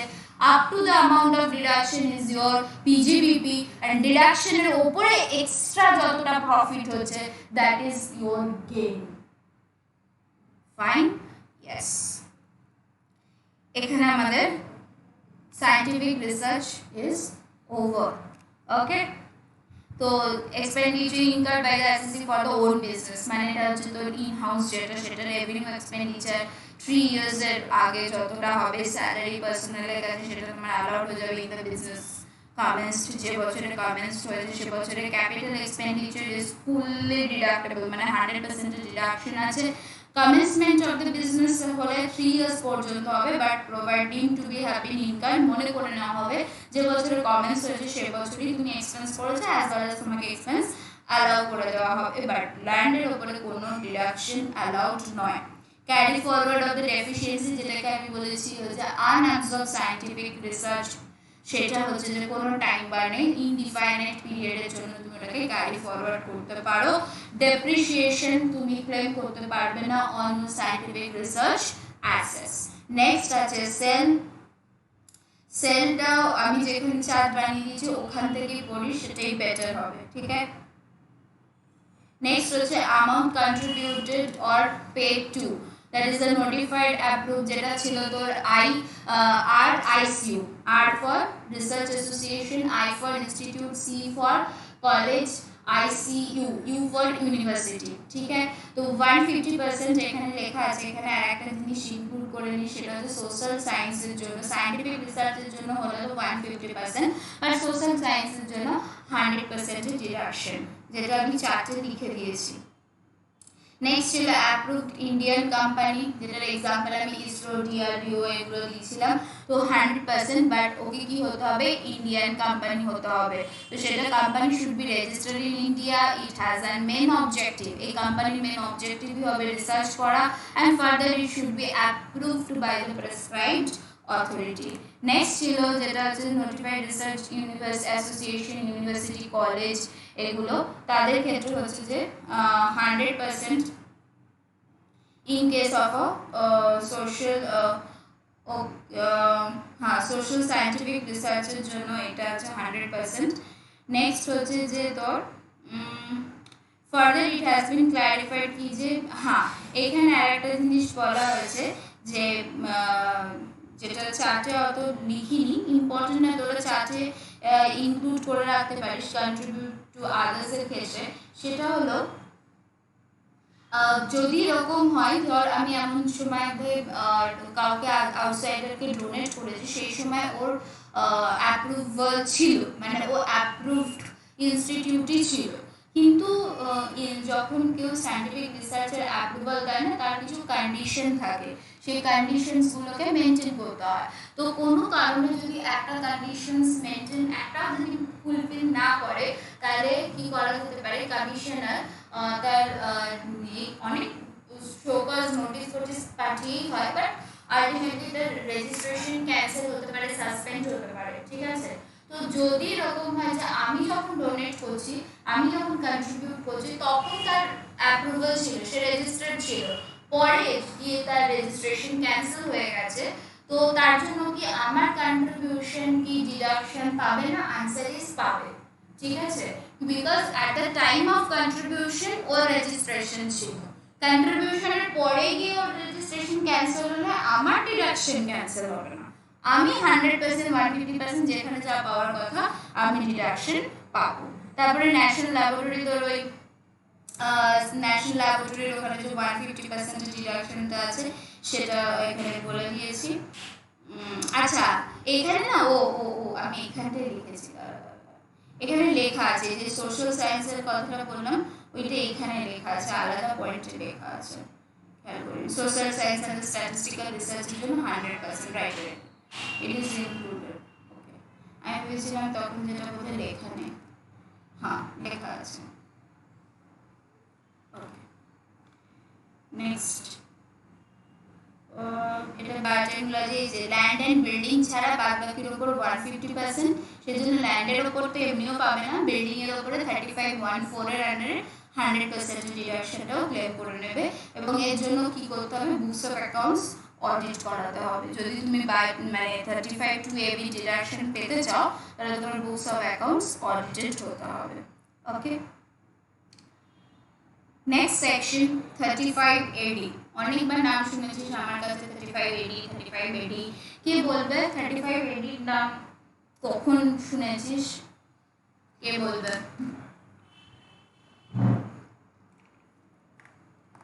35AD নাম শুনেছিস তোরা? যখন আমি লাস্ট ক্লাসে বলেছিলাম বিজনেস প্রফেশনের লাস্ট ক্লাসে, অ্যাজ ওয়েল অ্যাজ বিজনেস প্রফেশনের ফার্স্ট ক্লাসে, ইয়েস দুটো জায়গাতেই বলেছি। ফার্স্ট ক্লাসে বলেছিলাম যখন আমি সেকশন 28 পড়িয়েছিলাম, চার্জেবল সেকশন, যে 35AD কিছু স্পেসিফাইড বিজনেসের কথা বলে, সেই স্পেসিফাইড বিজনেসের অ্যাসেট লাইফ টাইমে যবেই হোক সেল করে দিই, ট্রান্সফার করে দিই, তার যা ইনকাম হবে সেটা পিজিবিপি হেডের আন্ডারে ট্যাক্সেবল হবে, ক্যাপিটাল গেইনের আন্ডারে নয়। ওকে, এটা ছিল। আর লাস্ট ক্লাসে যেটা বলেছিলাম সেটা হচ্ছে 35AD অ্যাসেট যদি 8 ইয়ার্স এর পরে, আফটার 8 ইয়ার্স স্পেসিফাইড বিজনেস থেকে নন স্পেসিফাইড বিজনেসে ট্রান্সফার করা হয়, বা আফটার 8 ইয়ার্স যদি ট্রান্সফার করা হয়, then the cost of the asset will be shall be nil, cost of the asset কি হবে, নিল হবে। এই দুটো আমরা অলরেডি করে রেখেছি। এবার ডিটেইলে দেখবো যে 35AD কি। 35AD হচ্ছে, নামটা আগে ভালো করে পড়ি, investment linked tax incentive. Investment linked মানে যা তুমি ইনভেস্ট করবে তার সাথে তুমি কিছু ট্যাক্সের ইনসেন্টিভ পাবে, ফর সবার ক্ষেত্রে, সব ইনভেস্টমেন্টের ক্ষেত্রে no, for the specified business, particularly কিছু স্পেসিফিক বিজনেসে তুমি যদি ইনভেস্ট করো, তাহলে সেই ইনভেস্টমেন্টের উপরে তোমাকে ট্যাক্সের ইনসেন্টিভ দেওয়া হবে। তো দেয়ার আর দ্য 14 বিজনেস, তার মধ্যে কয়েকটা অলরেডি আমি তোদেরকে ভিডিওতে কভার করেছি, এখানে নামগুলো পড়লে খানিকটা কোরিলেট করতে পারবি, সব কটা দেওয়া তো পসিবল না। First one, setting up and operating cold chain facility for the specified product. তো কোল্ড চেইন ফ্যাসিলিটি আমি দেখিয়েছিলাম এগ্রিকালচারাল কোল্ড চেইন কীভাবে কুলিং মেশিনগুলো ইউজ করছে পেরিশেবল প্রোডাক্ট ঠিক রাখার জন্য। তো that is the cold chain facility. In fact এটাও দেখা গেছে যে কোল্ড চেন ফ্যাসিলিটি শর্টেজ রয়েছে, মানে কোল্ডেক্স বলে একটা কোম্পানি আছে যারা এই ধরনের ফেসিলিটি প্রোভাইড করে থাকে, আরও কোম্পানি আছে, কোল্ডেক্সের ওয়ান অফ দ্যাট। আর এই ধরনের পেরিশেবল প্রোডাক্টকে ঠিক রাখার জন্য এটার ভীষণ দরকার। তামিলনাড়ু, তেলেঙ্গানা, তারপরে তোর অন্ধ্রপ্রদেশ, এই সমস্ত জায়গায় যার রিকোয়ারমেন্ট আছে তার থেকে এখনো পর্যন্ত কম রয়েছে supply of this cold chain, মানে ফেসিলিটি আরও অনেক কম রয়েছে। তো কোল্ড চেন ফ্যাসিলিটি একটা টাইম এমন এসেছিল যেখানে এই ধরনের বিজনেসগুলো আমাদের ইকোনমিকে বুস্ট আপ করার জন্য খুব রিকোয়ার্ড হয়ে গেছিল। তাই জন্য স্পেসিফিক্যালি এই সমস্ত এক্সপেন্সগুলো বিজনেসগুলোকে নোটিফাই করেছিল by the virtue of section 35AD। In fact এখানে তো কিছু বিজনেস এরকম ছিল, আগে এখানে ওয়েটেড ডিডাকশন দেওয়া হতো। সেটা হচ্ছে যে তুমি যদি যেরকম সায়েন্টিফিক রিসার্চে কিছু কিছু জায়গা আছে না 100% জায়গায় 150% ডিডাকশন, ইনফ্যাক্ট সায়েন্টিফিক রিসার্চে এরকমও ছিল 200% ডিডাকশন, সেটাকে রিডিউস করে 150% করা হয়েছে। আবার ঠিক তেমনি এখানে 35AD কিছু কিছু বিজনেসের রেসপেক্টে আগে ছিল যে 150% ডিডাকশন পাওয়া যাবে, সেটাকে রিডিউস করে সব কটাকে 100% করে নেওয়া হয়েছে। আমাদের সুবিধা হয়েছে, আগে তো মনে রাখতে হতো যে এই বিজনেসগুলোর রেসপেক্টে কোনো ক্যাপিটাল ইনভেস্টমেন্ট হলে 150% আর এই বিজনেসগুলোর ক্ষেত্রে 100%। এখন তো পুরো 14 নাম্বার অফ বিজনেসের ক্ষেত্রে 100%। ওকে, কাম কোল্ড চেন নেক্সট মনে রাখতে হবে। ইয়েস মনে রাখতে হবে। কোয়েশ্চেনে বলে দেবে না, কোয়েশ্চেন বলে দেবে কোন বিজনেস ওরিয়েন্টেড তোমার অর্গানাইজেশন, তোমার company, then you have to decide কি 35AD ডিডাকশন পাবে কি পাবে না। ঠিক আছে। Setting up and the operating of warehousing facility for storing agricultural produce. শুধুমাত্র ওয়্যারিং হাউস ফেসিলিটি পড়ে যাওয়া যাবে না, কিসে পড়তে হবে মন দিয়ে একটা ওয়ার্ড, সেটা হচ্ছে স্টোরিং এগ্রিকালচারাল প্রডিউস। শুধু ওয়্যার হাউস হলে হবে না, ঠিক আছে, ওয়্যার হাউস হলে শুধুমাত্র হবে না, সেখানে কি স্টোর করে রাখতে হবে, এগ্রিকালচার প্রডিউস। সাপোজ আমার একটা ওয়্যার হাউস আছে যেখানে টমেটো ক্যাচআপ, টমেটো সস আমি স্টোর করে, বিভিন্ন কোম্পানি তাদের টমেটো সস আমার ওয়্যার হাউসে এসে স্টোর করে, তাহলে আমি কি 35AD ফেসিলিটি নিতে পারবো? Answer is no, because tomato sauce is not agricultural produce. আমি যদি র টমেটো যদি আমি স্টোর করাতাম আমার ওয়্যার হাউসে তাহলে হতো, ওকে। বাট কোল্ড চেনের ক্ষেত্রে মোটামুটি সবাই আছে, ঠিক আছে। ওয়্যার হাউসিং ফ্যাসিলিটি শুধুমাত্র কার রেসপেক্টে, এগ্রিকালচারাল প্রডিউস। বাট পরে এখানে আরেকটা চেঞ্জেস নিয়ে আসা হয় কিছুদিন পরে, সেটা হচ্ছে ওয়্যার হাউস এগ্রিকালচারাল প্রডিউস ছাড়া আর একটা প্রোডাক্টের ক্ষেত্রে 35AD ডিডাকশন অ্যাভেলেবেল, সেটা হচ্ছে সুগার। সুগার কেন ইজ এগ্রিকালচারাল প্রডিউস, আখ, বাট সুগার চিনি এটা এগ্রিকালচারাল প্রডিউস নয়, এটাকে ম্যানুফ্যাকচার করা হয়, কেমিক্যাল ইউজ করা হয় এবং এটার পুরো ক্যারেক্টারিস্টিক্স চেঞ্জ হয়ে যায়। Sugar is not agricultural produce at all, but সুগারের জন্য খুব দরকার হয়ে পড়েছিল, তাই জন্য আলাদা করে নিয়ে আসা হলো। পার্টিকুলারলি সুগারের যদি ওয়্যার হাউসিং করা হয় সেটাও 35AD এর আন্ডারে কনসিডার করা হবে। নেক্সট হচ্ছে line and operating cross country natural gas or crude or petroleum oil pipeline network for distribution, including the storage facility being an integral part of such network. তো pipeline cross country পুরো সারা দেশে যারা natural gas, crude, petroleum oil এগুলো পাইপলাইনের মাধ্যমে supply করে, সেই বিজনেসটাকে এখানে কভার করা হয়েছে। নেক্সট হচ্ছে বিল্ডিং অ্যান্ড অপারেটিং, যারা হোটেল বিজনেসের সাথে involve, but that the hotel should be 2-star hotel আর অ্যাবভ, ঠিক আছে। যেটা তাই জন্য আমি সোনার বাংলা মানে আইটিসি হোটেলের ভিডিও ক্লিপসে আইটিসির হোটেল রেখেছিলাম, যে ওটা হচ্ছে কি 2-star অ্যাবভ, ওটা তো 7-star হোটেল ছিল, তো মিনিমাম 2-star হোটেল হতে হবে তবে পাবে। নেক্সট হচ্ছে building and operating a hospital. One of the important part of our society is hospital. তো হসপিটাল দরকার এনিওয়্যার ইন্ডিয়ার যেখানে খুশি তুমি হসপিটাল বানাও, but number of patient bed কত হতে হবে 100 মিনিমাম, ঠিক আছে, মিনিমাম 100 জনের মতন ফেসিলিটি রাখতে হবে সেই হসপিটালে। তাহলে সেই হসপিটালে সেকশন 3580 আন্ডারে কোনো ইনভেস্টমেন্ট ক্যাপিটাল এক্সপেন্ডিচার যেগুলো করবে তার উপরে ডিডাকশন পাবে। নেক্সট হচ্ছে developing and building a housing project under the notified scheme of for the slum redevelopment rehabilitation framed by the central government or the state government, ठीक है। तो हाउसिंग प्रोजेक्ट যেটা স্লাম ডেভেলপমেন্টের জন্য, ওদের জন্য ছোট ছোট ছোট ছোট ঘর ওগুলো বানানো হয়েছে, পরেরটাও ওই হাউজিং প্রজেক্ট, বাট এটা হচ্ছে অ্যাফোর্ডেবল হাউজিং প্রজেক্টের আন্ডারে। প্রথমেরটা যেটা ছিল সেটা হচ্ছে স্লাম ডেভেলপমেন্ট, আর এটা হচ্ছে affordable housing framed by the central government or the state government. Next হচ্ছে production of the fertilizer production, ঠিক, তাহলে পার্টিকুলারলি কোন প্রোডাকশনের কথা বলা হয়েছে, এনি নয়, ফার্টিলাইজারের ম্যানুফ্যাকচারিংকে কভার করা হয়েছে। কোন ম্যানুফ্যাকচারিংকে কভার করা হয়েছে, ফার্টিলাইজার। নেক্সট হচ্ছে setting up and operating an inland container depot and container freight station notified or approved by the Custom Act 1962. এই মাত্র আমি দেখিয়েছিলাম যেখানে কার্গোগুলোকে সমস্ত রাখা হয়েছে, তারপরে একটা ক্রেনের মাধ্যমে সেই কার্গোগুলোকে ট্রাকের মাধ্যমে নিয়ে যাওয়া হচ্ছে তাদের রেসপেক্টিভ পোর্ট অর দ্য ডেস্টিনেশনে, রেল লাইনের মাধ্যমে নিয়ে যাওয়া হয়। তো এগুলো দেখেছিলাম। ইনল্যান্ড কন্টেনার ডিপোট, এগুলো কাস্টমে গিয়ে আরও এই নামগুলো পাওয়া যায়। তো ইনল্যান্ড কন্টেনার ডিপোট বল আর কন্টেনার ফ্রেট স্টেশন বল দুটোই হচ্ছে যে পোর্টের বাইরে, বাট ইনল্যান্ড কন্টেনার ডিপোর্টের যে লোকেশন হয় সেটা একটা পোর্ট বা এয়ারপোর্ট যেখান থেকে আমরা ইম্পোর্ট এক্সপোর্ট করি সেখানকার বেশ কাছাকাছি জায়গায় তৈরি করা হয়। আর কন্টেনার ফ্রেট স্টেশন যেটা সেটা একটুখানি দূরে থাকে, বিকজ আমাদের ইন্ডিয়াতে এরকম অনেক জায়গা আছে যার সেই জায়গাটা মানে তোর পোর্টের থেকে সি থেকে অনেকটা ডিস্টেন্সে। তো অতটা ডিস্টেন্সের প্রোডাক্ট নিয়ে যাওয়ার থেকে কি করা হয়েছে না, তার আগেই একটা জায়গায় একটা ড্রাই পোর্ট বানানো হয়েছে। কি বললাম, ড্রাই পোর্ট।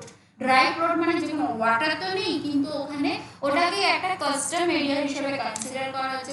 কোনো গুডসকে ইম্পোর্ট বা এক্সপোর্ট করার আগে তার প্রচুর প্রসিডিওর থাকে, তার প্রচুর অফিসিয়াল ওয়ার্ক থাকে, সেগুলোকে বিল অফ এন্ট্রি ফাইলিং বলে, বিল অফ লেডিং, অনেক কিছু থাকে, সেগুলোকে সমস্ত কিছু কি করতে হয়, ক্লিয়ার করতে হয়। তো ওই জায়গায় একবার সব কিছু ক্লিয়ার করলে তারপরে পুরো রেসপন্সিবিলিটি পোর্টের, এয়ারপোর্টের বা পোর্টের রেসপন্সিবিলিটি। তো অ্যাকর্ডিংলি গুডস এক্সপোর্ট বা ইম্পোর্ট হয়ে যায়। আর কন্টেনার ফ্রেট স্টেশনে একটা ফেসিলিটি পাওয়া যায়, সেটা হচ্ছে এরকম, হয়তো আমি বাল্কে নিয়ে গিয়ে ওখানে নিয়ে গেছি, তারপরে সেগুলোকে আমি ক্লাসিফিকেশন অফ দ্য গুডস করে করে আলাদা আলাদা ডাব্বায় রাখছি। এই ধরনের জিনিসগুলো আমি কন্টেনার ফ্রেট স্টেশনে করতে পারি। নিয়ার অ্যাবাউট এদের মিনিং প্রায় সেম, ঠিক আছে। তো that is the inland container depot and the container freight station. Next হচ্ছে bee keeping and the production of the honey or and the bee works, ঠিক আছে। এটাও একটা প্রোডাকশন রিলেটেড, একটা হলো ফার্টিলাইজার আর একটা হচ্ছে bee keeping and the production of honey and bee works.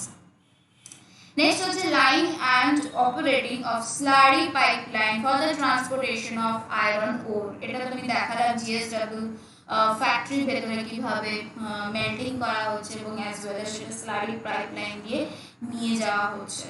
Next হচ্ছে setting up and operating of a semiconductor wafer fabrication manufacturing unit. আলাদা ম্যানুফ্যাকচারিং এর কথা বলেছে।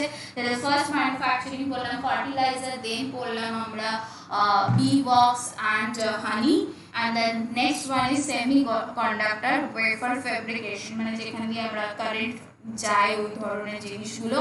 if such unit is notified by the board in accordance with the prescribed guidelines, and this is the latest amendment, মানে just 1-2 years back হয়েছে।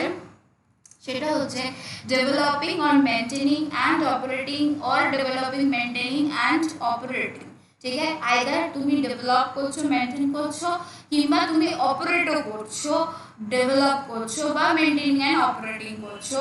আর new infrastructure facility, কি new infrastructure facility now they have defined the new infrastructure facility মধ্যে কি কি পড়বে, যেগুলো আমরা normally বুঝি সেগুলো তো আছে, road, bridge, rail system, railway project, then highway project, including the including housing or other activities being an integral part of the highway project. Highway project এর সাইডে অনেক কিছু আমাদের ছোট ছোট জিনিস বানাতে হয়, তারপরে যেগুলো আমাদের মানে হেল্প করবে প্রজেক্টের কাজে সেইগুলোকেও এখানে কনসিডার করা হয়েছে। দেন হচ্ছে water supply project, water treatment system, irrigation, sanitation, sewage system, solid waste management, মানে আমাদের পুরো সোসাইটি রিলেটেড যেগুলো সেগুলো হচ্ছে সেগুলো ইনফ্রাস্ট্রাকচার ফেসিলিটির মধ্যে পড়বে। Then port, airport, inland waterways, inland port, navigation channel in the sea, port airport বানানো, এগুলো সমস্ত কিছু আমরা এগুলো নিজেরাও নর্মাল লাইফে ফিল করি না, তো এইটা হতে পারে অনেকে মাথায় নাও আসতে পারে ইনফ্রাস্ট্রাকচারের মধ্যে, বাট এগুলো তো আমরা বুঝি ইনফ্রাস্ট্রাকচারগুলো। তো এই সমস্ত বিজনেস মানে ইনফ্রাস্ট্রাকচার যে ডেভেলপ করছে, মেনটেন করছে বা অপারেট করছে অ্যান্ড দ্য ডেভেলপ, মানে যে তিনটেই করছে, যে developing or maintaining and operating, or developing and maintaining and operating, তো এগুলো new infrastructure facility, then they are also consider as eligible business. তো এখানে 14টা এরকম এলিজিবল বিজনেস আছে। তো এই বিজনেসগুলো করলে তোমাকে কি ট্যাক্স ইনসেন্টিভ দেওয়া হবে না, তোমাকে 100% ক্যাপিটাল এক্সপেন্ডিচার যা তুমি ইনকার করবে wholly and exclusively for this business, ঠিক আছে। কোনো একটা এক্সপেন্ডিচার তুমি করলে যেটা পার্টলি এখানে এই স্পেসিফাইড বিজনেস ইউজ করছে, পার্টলি নন স্পেসিফাইড বিজনেস ইউজ করছে, তাহলে কিন্তু তুমি ডিডাকশন পাবে না। ইট should B wholly and exclusively for this specified business, then whatever your capital expenditure তার 100% deduction same year এ allow হয়ে যাবে। এখানে ক্যাপিটাল এক্সপেন্ডিচার মানে এই নয় যে পুট টু ইউজ দেখো কবে পুট টু ইউজ হবে, না না না, যা যেদিনকে তুমি এক্সপেন্স করেছো ইনস্টল হোক আর না হোক, যে প্রিভিয়াস ইয়ারে তোমার এক্সপেন্ডিচার হয়ে গেছে, ইনকার হয়েছে, সেই বছরেই তোমাকে 100% ডিডাকশন অ্যালাউ করে দেওয়া হবে। তো লাস্ট সেকশনে যেরকম ছিল যে ল্যান্ডের ওপরে এক্সপেন্ডিচার ডিডাকশন অ্যালাউড নয়, এখানেও সেরকম একটা রেস্ট্রিকশন আছে, সেটা হচ্ছে land, goodwill or financial instrument, goodwill or land, এগুলোর ওপরে কোনো এক্সপেন্ডিচার ইনকার করলে that would not be eligible for deduction, তো এগুলো ডিডাকশনের জন্য পাবে না। ল্যান্ড এখানেও কভার্ড, আগেটাতেও কভার্ড ছিল, এখানে দুটো এক্সট্রা ঢুকেছে, সেটা হচ্ছে goodwill and financial instrument. Next পয়েন্টটা তোদের অনেকটাই চেনা, যেটা আমরা সেকশন 43(1)এও দেখেছিলাম, যে কোনো দিন কোনো একটা পার্টিকুলার ডেতে একজন পার্টিকুলার পার্সনকে যদি তুমি 10,000-এর বেশি amount other then account pay check, account pay bank draft or use of electronic clearing system or through such other prescribed electronic mode pay করে থাকো, তাহলে সেই এক্সপেন্সকে ডিডাকশনের জন্য অ্যালাউ করা হবে না, এবং কস্ট অফ দ্য অ্যাসেটেরও পার্ট হবে না, তাহলে ওই এক্সপেন্ডিচারের উপর না তুমি ডেপ্রিসিয়েশন ক্লেম করতে পারবে, না তুমি 35(a) এক্সপেন্স তুমি ডিডাকশন তুমি ক্লেম করতে পারবে, তুমি তো গেলে জলে, ঠিক আছে। তো 10,000-এর বেশি পার্টিকুলার একটা দিনে একজন পার্সনকে, তুমি 2-3 জনকে মিলিয়ে 10,000 করে ক্যাশে পে করো না, কোনো প্রবলেম নেই, বা একজন পার্টিকুলার পার্সনকে তুমি 3 দিন ধরে 10,000 করে পে করো, তাতেও কোনো প্রবলেম নেই, কিন্তু একজন পার্সনকে একদিনে যদি 10,000-এর বেশি সারাদিনে দিয়ে ফেলো, then that the portion will be totally not considerable. Okay, এটা ডিটেলে আরো অনেক গল্প আছে, সেটা আরো দেখা যাবে, মানে 10,000 রিলেটেড আরো আরেকটা সেকশন পাবি, পরে সেই সেকশনে গিয়ে দেখবি যে কিভাবে ডিফারেন্ট, মানে 40(a)(3) সেকশন আছে, 40 সাবসেকশন 3, সেখানে গিয়ে আরো ভালোভাবে দেখা যাবে। বাট 35(a) রিলেটেড এটাই। আচ্ছা, এখানে আমাকে বলতে পারিস যে থ্রু সাচ আদার প্রেসক্রাইব ইলেকট্রনিক মোড মানে কোনটাকে বলতে চাইছে, ওরা জিপে, ফোন পে, এগুলোকে কনসিডার করেছে। নেক্সট আমরা আসি তাহলে 100% এক্সপেন্ডিচার অ্যালাউড, আর 10,000 তার বেশি ক্যাশে হয়ে গেলে হবে না, বা ওভার মানে ধর বেয়ারার চেক ক্রস চেক অ্যালাউড নয়। Next, expenditure prior to the commencement of operation, ঠিক আগের মতো যে যেরকম সায়েন্টিফিক রিসার্চের ক্ষেত্রে দেখেছিলাম এখানেও তাই, তবে এখানে কোনো তোর নাম্বার অফ ইয়ার্সের কোনো রেস্ট্রিকশন অ্যাজ সাচ দেওয়া নেই। সায়েন্টিফিক রিসার্চের ক্ষেত্রে যেমন ছিল যে প্রায়ার 3 ইয়ার্সের এক্সপেন্ডিচারকে তুমি বুক করতে পারো, বাট এখানে ওরকম কিছু বলেনি, জাস্ট বলেছে যে তোমাকে এই এক্সপেন্সকে কি করতে হবে, ক্যাপিটালাইজ করতে হবে in the books of accounts. Okay, তাহলে তোমাকে পুরো এক্সপেন্ডিচার যে বছরে তোমার বিজনেস কমেন্স হয়েছে, অপারেশন প্রোডাকশন স্টার্ট হয়ে গেছে, সেই বছরে তোমাকে ডিডাকশন অ্যালাউ করে দেওয়া হবে। নেক্সট হচ্ছে এখানে কিছু কন্ডিশন আছে। Condition number 1, first of all তো তাকে স্পেসিফাইড বিজনেস হতে হবে। শুধুমাত্র স্পেসিফাইড বিজনেসে কভার করলে হবে না, আরও কতগুলো নিয়ম মানতে হবে। ফার্স্ট হচ্ছে যে not formed by splitting or reconstruction of the existing business. That means যে বিজনেস আছে সেই বিজনেসটাকে একদম ব্র্যান্ড নিউ বিজনেস হতে হবে।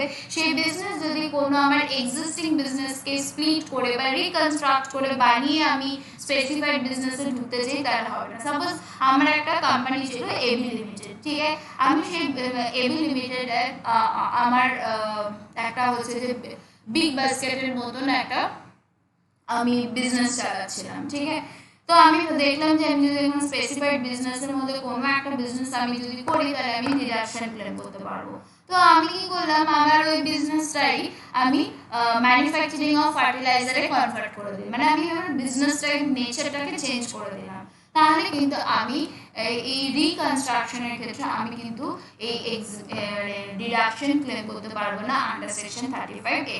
একদম নতুন হতে হবে, স্প্লিটিং করলেও হবে না, রিকনস্ট্রাকশন করলেও হবে না, এবং আমি যে সমস্ত প্লান্ট অ্যান্ড মেশিনারি কিনবো দ্যাট শুড বি নিউ, ঠিক আছে। তো এটা আমরা আরো একটা জায়গায় পেয়েছিলাম, new plant and machinery for claiming additional depreciation, right. At the same time আরো একটা সেকশন পেয়েছিলাম, সেকশন 32AD। সব জায়গায় বলা ছিল new plant and machinery, new plant and machinery, new plant and machinery. এখানেও সেম কথা বলা আছে, new plant and machinery. But ওখানে যেটা নিউ এর মধ্যে এক্সেপশনের মানে ওখানে যেটা নিউ মানে একদম নিউই ধরা হয়েছিল, রাইট। বাট এখানে নিউ এর মধ্যে দুটো এক্সেপশন মানে লাগানো হয়েছে। একটা হচ্ছে যে imported old plant and machinery চলবে, অ্যালাউড, ঠিক আছে। এমন একটা imported old plant and machinery যেটার উপরে এখনো কেউ ইন্ডিয়াতে ডেপ্রিসিয়েশন ক্লেম করেনি। সাপোজ মানে ফরেন কান্ট্রিতে ওই প্লান্ট অ্যান্ড মেশিনারিটা কেউ অলরেডি ইউজ করছে, আমি আমার বিজনেসের জন্য ফর দ্য ফার্স্ট টাইম ইন্ডিয়াতে আমি ইম্পোর্ট করে আমি ওটার উপরে ডেপ্রিসিয়েশন ক্লেম করছি। সুতরাং এই imported second hand plant and মেশিনারিটাকেও আমি কি হিসেবে কনসিডার করতে পারি, new. But this is only for the purpose of section 35AD, ठीक है। Do not mix with the section of 32 as well as 32AD, fine, ওকে। আর একটা নিউমের এক্সেপশন হচ্ছে যে আমার কাছে টোটাল যত টাকার আমার প্লান্ট অ্যান্ড মেশিনারি আছে তার maximum 20% old plant and machinery is allowed. Suppose I have 100 crore plant and machinery and then আমার তার মধ্যে 20 crore এর আমার plant and machinery আছে যেটা হচ্ছে সেকেন্ড হ্যান্ড কেনা, ঠিক আছে। তো তার জন্য আমার ডিডাকশন কি হবে না, ডিনাই করা হবে না। 20 crore আমি তার উপরে 100% ডিডাকশন আমি ক্লেম করে নিতে পারবো। ক্লিয়ার? Yes, clear.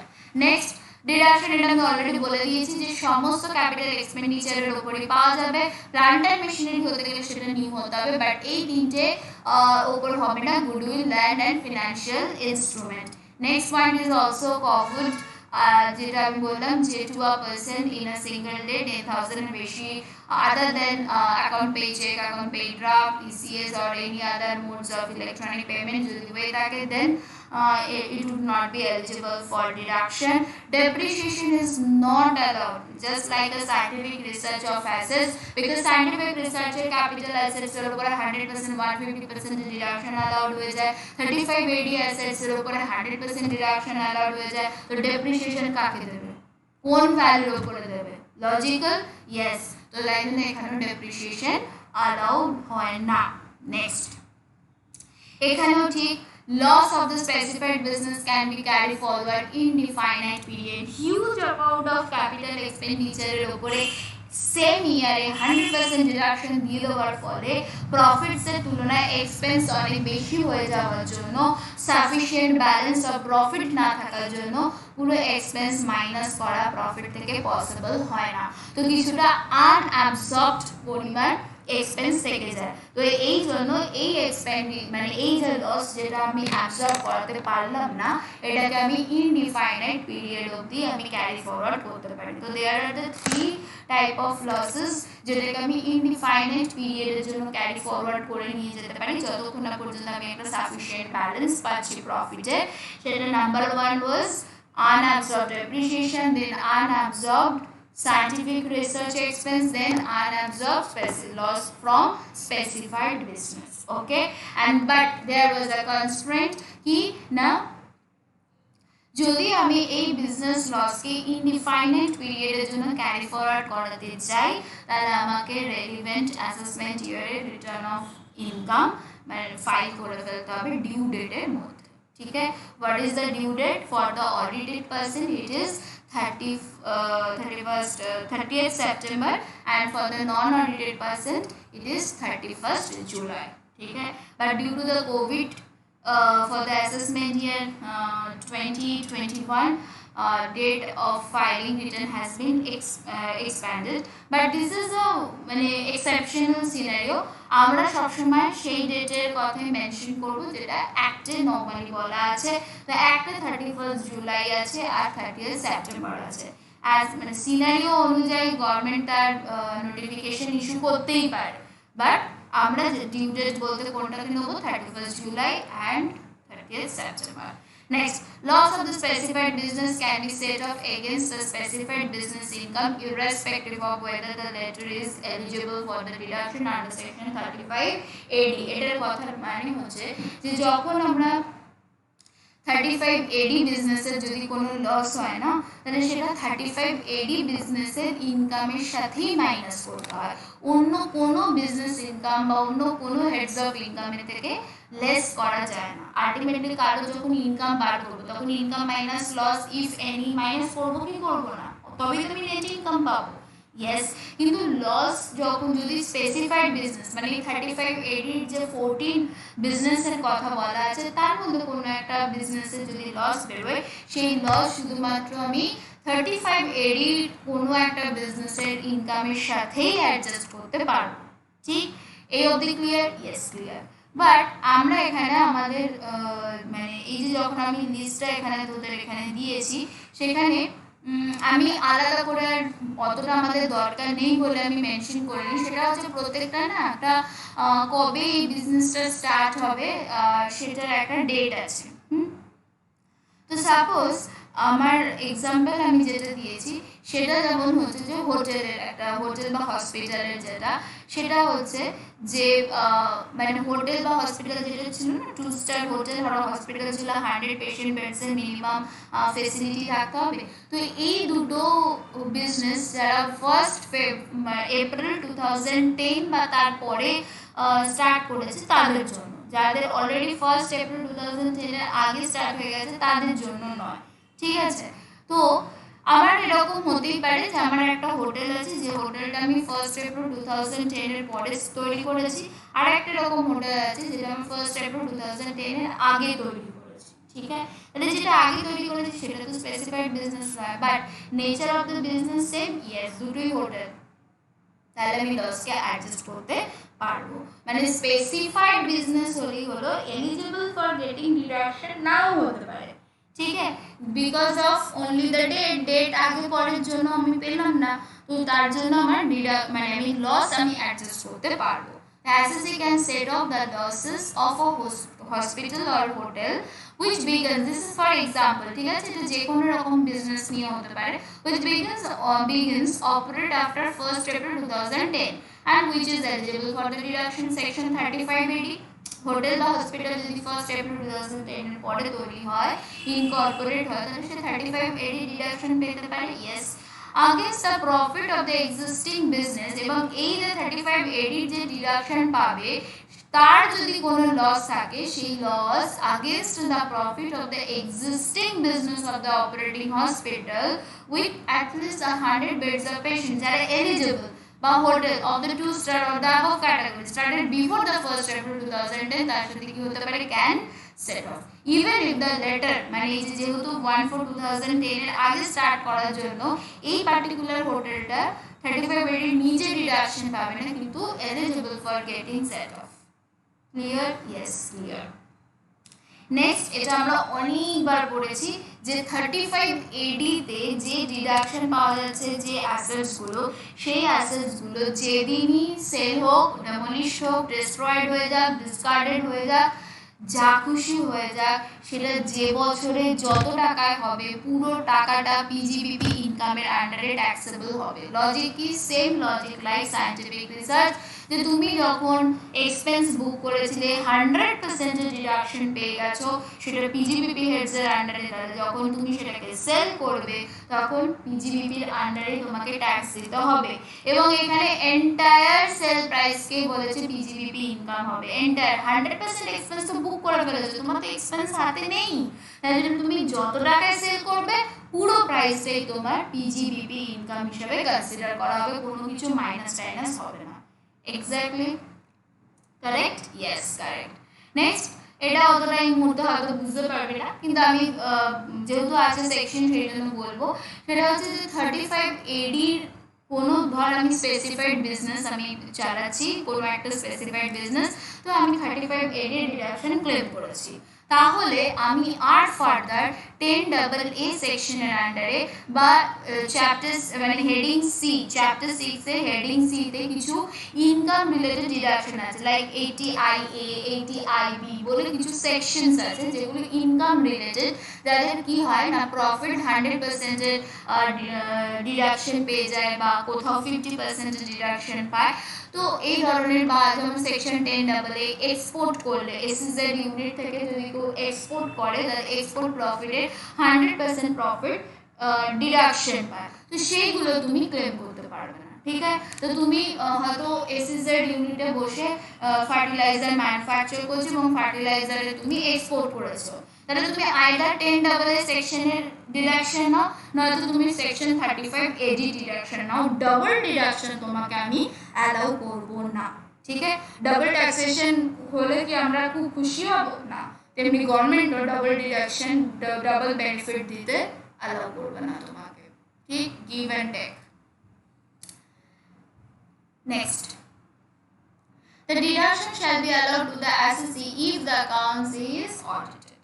Audit তোমাকে করতে হবে তবেই তুমি পাবে স্লারি পাইপলাইন বিজনেসে যারা স্লারি পাইপলাইন না যারা হচ্ছে ক্রুড ন্যাচারাল গ্যাস পেট্রোলিয়াম এগুলো যারা ট্রান্সপোর্টেশন স্টোরেজের কাজ করছে তাদের কিছুটা আদার অন কমন ক্যারিয়ার বেসিসে কিছুটা অ্যাভেলেবেল করতে হবে 1/3 মোস্ট প্রবাবলি টোটাল যা পাইপলাইন আছে তার মধ্যে যাতে পুরোটা পার্টিকুলার যে কোম্পানি এগুলোকে মানে পুরো ক্রস কান্ট্রি পাইপলাইন যারা এগুলোকে নিয়ে যাচ্ছে লাইন এস্টাবলিশ করছে শুধুমাত্র যাতে তারা প্রাইভেটলি ওগুলোকে ইউজ না করতে পারে তাই জন্য কিছুটা কমন পারপাসের জন্য রাখতে হবে নেক্সট জায়গা সেটা হচ্ছে সেকশন 35 এডি সাবসেকশন 7A একটু ভালো করে মন দিয়ে শুনি এইবার আমরা আসছি যে 35 এডির অ্যাসেটকে মিনিমাম কতদিন হোল্ড করে রাখতে হবে সায়েন্টিফিক রিসার্চের অ্যাসেটসের রেসপেক্টে এই ধরনের কোনো রেস্ট্রিকশন নেই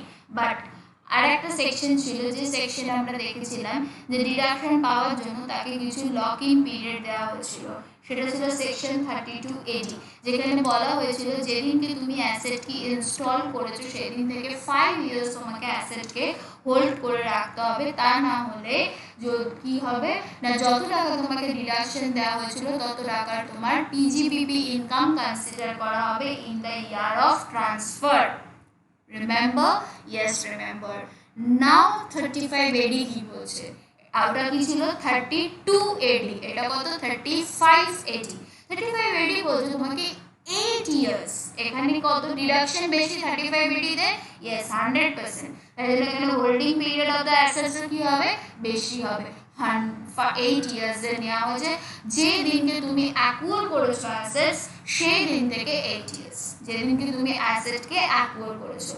32 এডি ইম্পোজ করে অ্যাসেটকে ইনস্টল হতে হবে, মন দিয়ে শুনবি।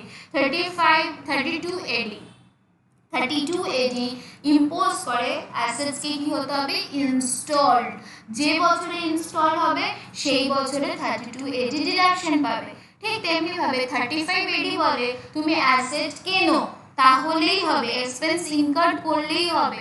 তাই জন্য 8 ইয়ার্স এর কাউন্টিং কবে থেকে হবে, যেদিনকে অ্যাসেটকে তুমি কিনেছো বা অ্যাসেটকে তুমি বানিয়েছো। তোমাকে 8 ইয়ার্স অবধি হোল্ড করতে হবে। দেন হোল্ড না করলে কি হবে, হোল্ড না করলে কি হবে, তুমি একটা তো বলাই আছে যে 35 এডির অ্যাসেট 8 ইয়ার্স এর ভেতরে বা 8 ইয়ার্স এর পরে যবেই সেল করবে, ডেমোলিশ হয়ে যাবে, ডিসকার্ডেড হয়ে যাবে, সেই বছরে পিজিবিপি ইনকাম হবে। সেলের জন্য কি সিনারিও সেটা তো প্রথমেই আমরা অলরেডি ডিসকাস করে ফেলেছি। এখানে যেটা ওরা বলতে চাইছে সেটা হচ্ছে 8 ইয়ার্স এর মধ্যে তোমার একটা হয়তো স্পেসিফাইড বিজনেস আছে, একটা নন স্পেসিফাইড বিজনেস আছে। দ্যাট মিনস একটা বিজনেস হয়তো তোমার ফার্টিলাইজার ম্যানুফ্যাকচারিং করার জন্য আছে, আরেকটা ওয়্যার হাউসিং, তুমি হয়তো জাস্ট কোনো কি বলবে warehouse of electronic goods তুমি মেনটেন করো। তোমার দুটো বিজনেস আছে, একটা হচ্ছে ফার্টিলাইজার ম্যানুফ্যাকচারিং যেটা কিনা স্পেসিফাইড বিজনেসের মধ্যে পড়ছে, আর একটা তোমার বিজনেস আছে তুমি হচ্ছে ইলেকট্রনিক গুডস এর ওয়্যার হাউস মেনটেন করো। ঠিক আছে, তাহলে এই 8 ইয়ার্স এর মধ্যে তুমি যদি কি করো, তোমার স্পেসিফাইড ইউনিটস এর অ্যাসেট ডিডাকশন তুমি নিয়ে নিয়েছো, এবার তুমি কি করবে, ফার্টিলাইজার থেকে পাঠিয়ে দিলে হচ্ছে ওই ওয়্যার হাউস যেখানে ইলেকট্রনিক গুডস এর ওয়্যার হাউসে। This transfer is chargeable. এই ট্রান্সফারকে তোমার তার জন্য ইনকাম চার্জেবল হয়ে যাবে। এবার ইনকাম কত টাকা চার্জেবল হবে, yes you are transferring, you are not selling your asset, তুমি জাস্ট তোমারই একটা বিজনেস থেকে, একটা স্পেসিফাইড বিজনেস থেকে একটা নন স্পেসিফাইড বিজনেসে ট্রান্সফার করেছো। তুমি যদি একটা স্পেসিফাইড বিজনেস থেকে আরেকটা স্পেসিফাইড বিজনেসে ট্রান্সফার করো, no issue, but if you are transferring from a specified business to another non specified business of yours, then the income is chargeable under PGBP। কিভাবে ইনকাম চার্জেবল করা হবে, কতটা income chargeable হবে, এখানে বলছে যে ওরা যে লজিকটা দিয়েছে সেই লজিকটা আগে বলি। ওকে, তো সেই লজিকটা বলছে যে যদি আজকে তুমি এটা 35 এডি বিজনেসের জন্য ইউজ না করতে, তাহলে তুমি কি পেতে, ডেপ্রিসিয়েশন পেতে। Yes or no, yes. আজকে যদি তুমি এই অ্যাসেটটা স্পেসিফাইড বিজনেসের জন্য ইউজ করেছো বলে তো 100% ডিডাকশন পেয়ে গেছো। যদি এটা স্পেসিফাইড বিজনেসের জন্য না হতো তাহলে তুমি কি ক্লেম করতে, ডেপ্রিসিয়েশন ক্লেম করতে। তাই জন্য আমি তোমার পুরো ডিডাকশনটাকে পিজিবিপি ইনকাম কনসিডার করছি না, পুরো ডিডাকশনটাকে পিজিবিপি ইনকাম কনসিডার করছি না। Let's compute the depreciation. তুমি কবে কিনেছো আর তুমি কবে ট্রান্সফার করছো, তার মধ্যে যে বছরের যে বছরের ডেপ্রিসিয়েশন হয় সেই ডেপ্রিসিয়েশনকে তুমি মাইনাস করে দাও, balance is your PGBP income. তাহলে এখানে পুরো কস্ট অফ দ্য অ্যাসেটকে পিজিবিপি ইনকাম কনসিডার করেনি, বিকজ পুরো কস্ট অফ দ্য অ্যাসেট কিন্তু ডিডাকশন পেয়ে যায়, তো সেটাকে করেনি। বলছে যে মানে লজিক এটা যে যদি এটা আজকে স্পেসিফাইড বিজনেসের অ্যাসেট না হতো তাহলে কমসে কম অ্যাসেসি ডেপ্রিসিয়েশন তো ক্লেম করতে পারতো, তাই জন্য তুমি ডেপ্রিসিয়েশনটাকে মাইনাস করে দাও। ঠিক, ডেপ্রিসিয়েশন মাইনাস করার পরে যতটুকু পড়ে থাকবে সেটা তোমার পিজিবিপি ইনকাম। নেক্সট আমরা লাস্ট ক্লাসে পড়েছিলাম সেকশন 43 সাবসেকশন 1 এর এক্সপ্লেনেশন 30, যেখানেতে পড়েছিলাম যে কস্ট অফ দ্য অ্যাসেট নিল হয় বাট উইদিন 8 ইয়ার্স এই ধরনের ট্রান্সফারের ক্ষেত্রে প্রোভাইডস টু এক্সপ্লেনেশন অ্যাপ্লিকেবল, এবং সেখানে ঠিক যত টাকা তোমার পিজিবিপি ইনকাম হলো তত টাকাকেই তোমাকে আবার cost of the asset consider করা হচ্ছে। ইয়েস, তার মানে তোমাকে একদিকে যেমন চার্জেবিলিটি নিয়ে আসলো, অন্যদিকে তেমন তুমি আবার ওই অ্যামাউন্টের উপরে ডেপ্রিসিয়েশন ক্লেম করতে পারবে, বিকজ তুমি এখন নন স্পেসিফাইড বিজনেসে ইউজ করছো। নন স্পেসিফাইড বিজনেসে তো অ্যাসেটের উপরে কি পাওয়া যায়, ডেপ্রিসিয়েশন। তাহলে এখানে তুমি পিজিবিপি ইনকাম দেখালে আবার ওইদিকে ওই পিজিবিপি ইনকামের উপরে তুমি অল্প অল্প করে ডেপ্রিসিয়েশন ক্লেম করতে পারবে। তো this is your if within 8 years. আর যদি 35 এডির অ্যাসেটকে সেল করে দেওয়া হয়, ট্রান্সফার করে দেওয়া হয়, সেটা ফার্স্ট ইয়ারে করুক আর 45 ইয়ার্সে গিয়ে করুক বা 100 ইয়ার্সে গিয়ে করুক, যবেই করবে তবেই সেটার এন্টায়ার সেল প্রাইসকে পিজিবিপি ইনকাম হিসাবে কনসিডার করা হবে। ওকে, ইয়েস, এটার এই আই থিঙ্ক এখানে আমাদের 35 AD is over. Yes, 35 AD এর ওপরে 3টে কোয়েশ্চেন আছে, 2টো কোয়েশ্চেন আমরা সলভ করবো, একটা হোমওয়ার্কে থাকবে। The first question, Mr. A comments, question number 18, come on.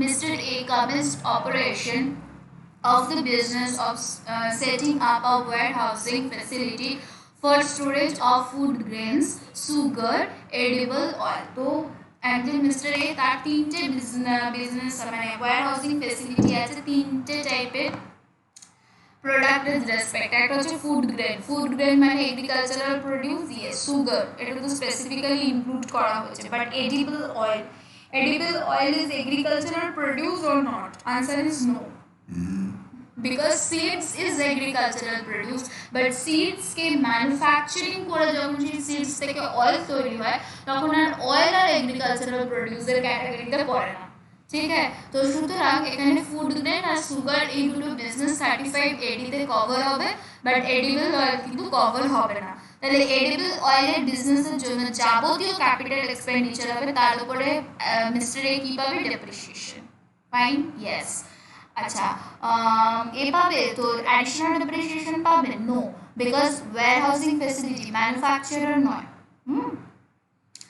He incurred capital expenditure of 80 lakhs, 60 lakhs, 50 lakhs respectively on the purchase of land and building during the period January 2019 to March 2019 exclusively for the purpose of business and capitalized the same in the books of accounts. The books of accounts on the 1st April 2019. That means this is a commencement of business expenditure, right? এবং যেহেতু এটা capitalise করেছে সেই জন্য যেদিনকে business commence হবে সেই বছরে 100% ডিডাকশন পাবে ফর দ্য 35 AD। ইয়েস, তো এখানে ওরা যে ফিগারগুলো দিয়েছে সেটা 80, 60, 50 বলেছে respectively. That means 50 is for edible oil. Okay, second observation হচ্ছে এখানে যে ফিগারগুলো আছে that is including of land. 35 AD deduction 3টে ক্যাপিটাল এক্সপেন্ডিচারের উপর পাওয়া যায় না, কি কি? Yes, land, goodwill, financial instrument. সুতরাং ল্যান্ড এখানে মাইনাস হতে হবে, আই থিঙ্ক। হ্যাঁ, the cost of the land included in the above figure is the 50 lakhs, 40 lakhs, 30 lakhs respectively. তো এই যে ফিগারগুলো দেওয়া রয়েছে 80, 60, 50 এর মধ্যে এই ফিগারগুলো হচ্ছে ল্যান্ডের। So the remaining figure of is কিসের? বিল্ডিং এর। Okay, during PY 1920 he incurred capital expenditure। আচ্ছা, এটা তো প্রি কমেন্সমেন্ট এক্সপেন্ডিচার গেল জানুয়ারি থেকে মার্চ, আর এটা হচ্ছে আফটার কমেন্সমেন্ট। কত ক্যাপিটাল এক্সপেন্ডিচার করেছে? 20, 15 and 10 for the extension or the reconstruction of the building purchased and for the exclusively for the purpose of the business। Okay, তো বিজনেস কমেন্স করার পর আর একটু বিল্ডিংটাকে বাড়িয়েছে, কত না 20, 15 and 10 এ।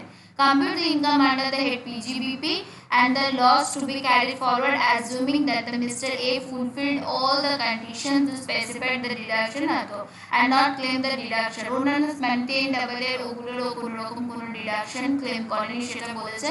আর এই ক্যারি ফরওয়ার্ড করার জন্য যে রিটার্ন ফাইল করতে হয় তা অ্যাজিউম করো যে তুমি সেই রিটার্ন ফাইলটা তুমি করে নিয়েছো। The profits from the business setting up the warehousing facility 35 AD। আচ্ছা, প্রফিট দিয়ে দিয়েছে এই 3টে বিজনেস থেকে 35 AD and সেকশন 32। কেন সেকশন 32 দিল বলতো? ওই এডিবল অয়েলের জন্য দিয়েছে। হ্যাঁ, ওটা ছাড়া এই দুটো এক্সপেন্স মাইনাস করা ছাড়া প্রফিট অলরেডি কমপ্লিট করে আমাকে দিয়ে দিয়েছে 16 lakh, 14 lakh, 31 lakh. Assume in respect of this expenditure the payments are made by the account paying check or use of ECS through bank account। মানে কোনোটাই 10,000 ওয়ালা প্রভিশনের মধ্যে আসবে না। আর এক্সাম আমাকে যদি কোয়েশ্চেনটা মেনশন নাও করে দিত আমরা এই অ্যাজাম্পশন করে করতাম, আমরা থরিয়ে অ্যাজাম্পশন করতাম যে 20 লাখ, 15 লাখ, 10 লাখ তিনটেই ক্যাশে পেমেন্ট হয়েছে 2% ইন আ সিঙ্গল ডে। চলো আমি কম্পিউট করবো না, দিয়ে বড় করে একখানে যা খুশি তাই অ্যাজাম্পশন নিলেই হলো নাকি, হ্যাঁ না? তো এখানে ওরা ক্লিয়ারলি বলে দিয়েছে, ক্লিয়ারলি না বলে দিলে এই ধরনের উৎপটাং কেউ অ্যাজাম্পশন করবি না যে অ্যাজাম্পশনের ফলে আমি আমাকে কম্পিউট না করতে হয়, ঠিক আছে। So let's start with this answer. Computation of profit and gain of the business or profession for AY 2021. First আমরা edible oilটা করে নিয়েছি, তারপরে বাদ বাকি দুটো, ঠিক আছে। edible oil ওখানে বলেই দিয়েছিল যে 31 লাখের প্রফিট আছে, এখানে লাখস ওপরে নিয়ে নিয়েছি। তার লেস ডেপ্রিসিয়েশন, তো পুরো এক্সপেন্স যেটা ছিল সেটা ছিল 50 এক্সপেন্স ছিল, রাইট।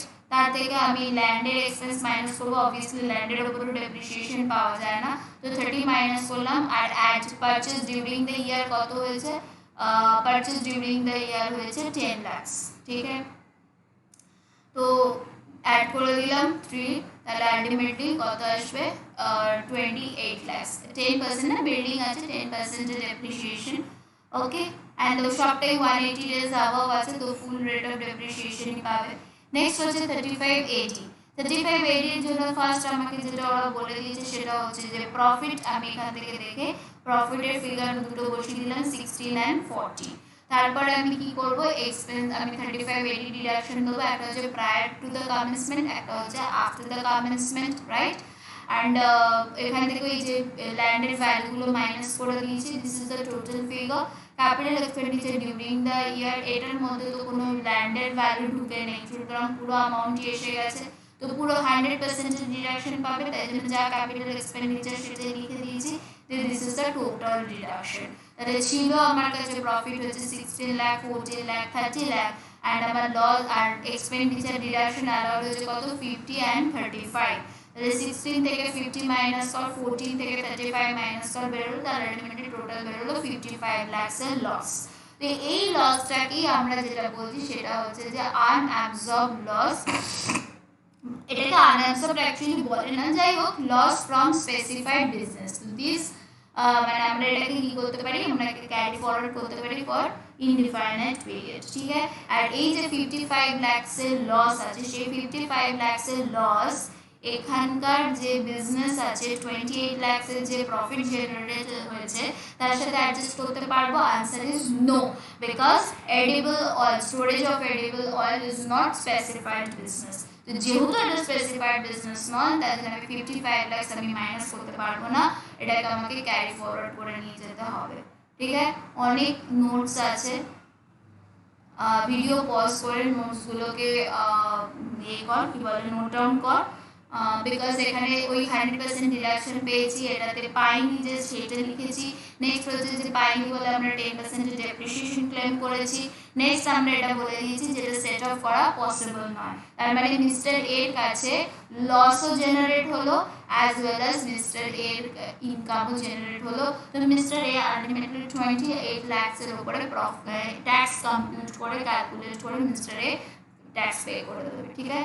ওই 55 লাখসের লসের বেনিফিটটা নিতে পারবে না, 28 লাখসের উপরে ওকে ট্যাক্স পে করতে হবে, ঠিক আছে। যদিও মানে তো দরকার নেই, ও আমাকে জাস্ট আমি জিজ্ঞেস করেছি যে এমনি কম্পিউট করো লস, আর এটা আমরা এটা এসব লিখবো না, আমি জাস্ট বোঝানোর জন্য তোদেরকে বললাম যে 28 লাখসেরও দেবে, কি বলে, 28 লাখসের উপরেও ট্যাক্স পে করবে, okay. Question number 19 homework. Question number 19 হচ্ছে জাস্ট হিন্স দেওয়ার জন্য, ইনফ্যাক্ট এখানে হোটেলের কথাই বলা আছে, ওই যে তোর হোটেলটার মানে specified business but not eligible for 3580, তা সেই ইনকামের সাথে যে অ্যাডজাস্ট করতে পারবে ওই প্রভিশনটার উপরে হচ্ছে কোয়েশ্চেন নাম্বার 19। মানে আমার দুটো স্পেসিফাইড বিজনেস আছে, একটা specified business is eligible for getting deduction, আর একটা হচ্ছে not eligible for getting deduction, but both are specified business. So this loss and profit can be adjusted. Okay. Next question number 20.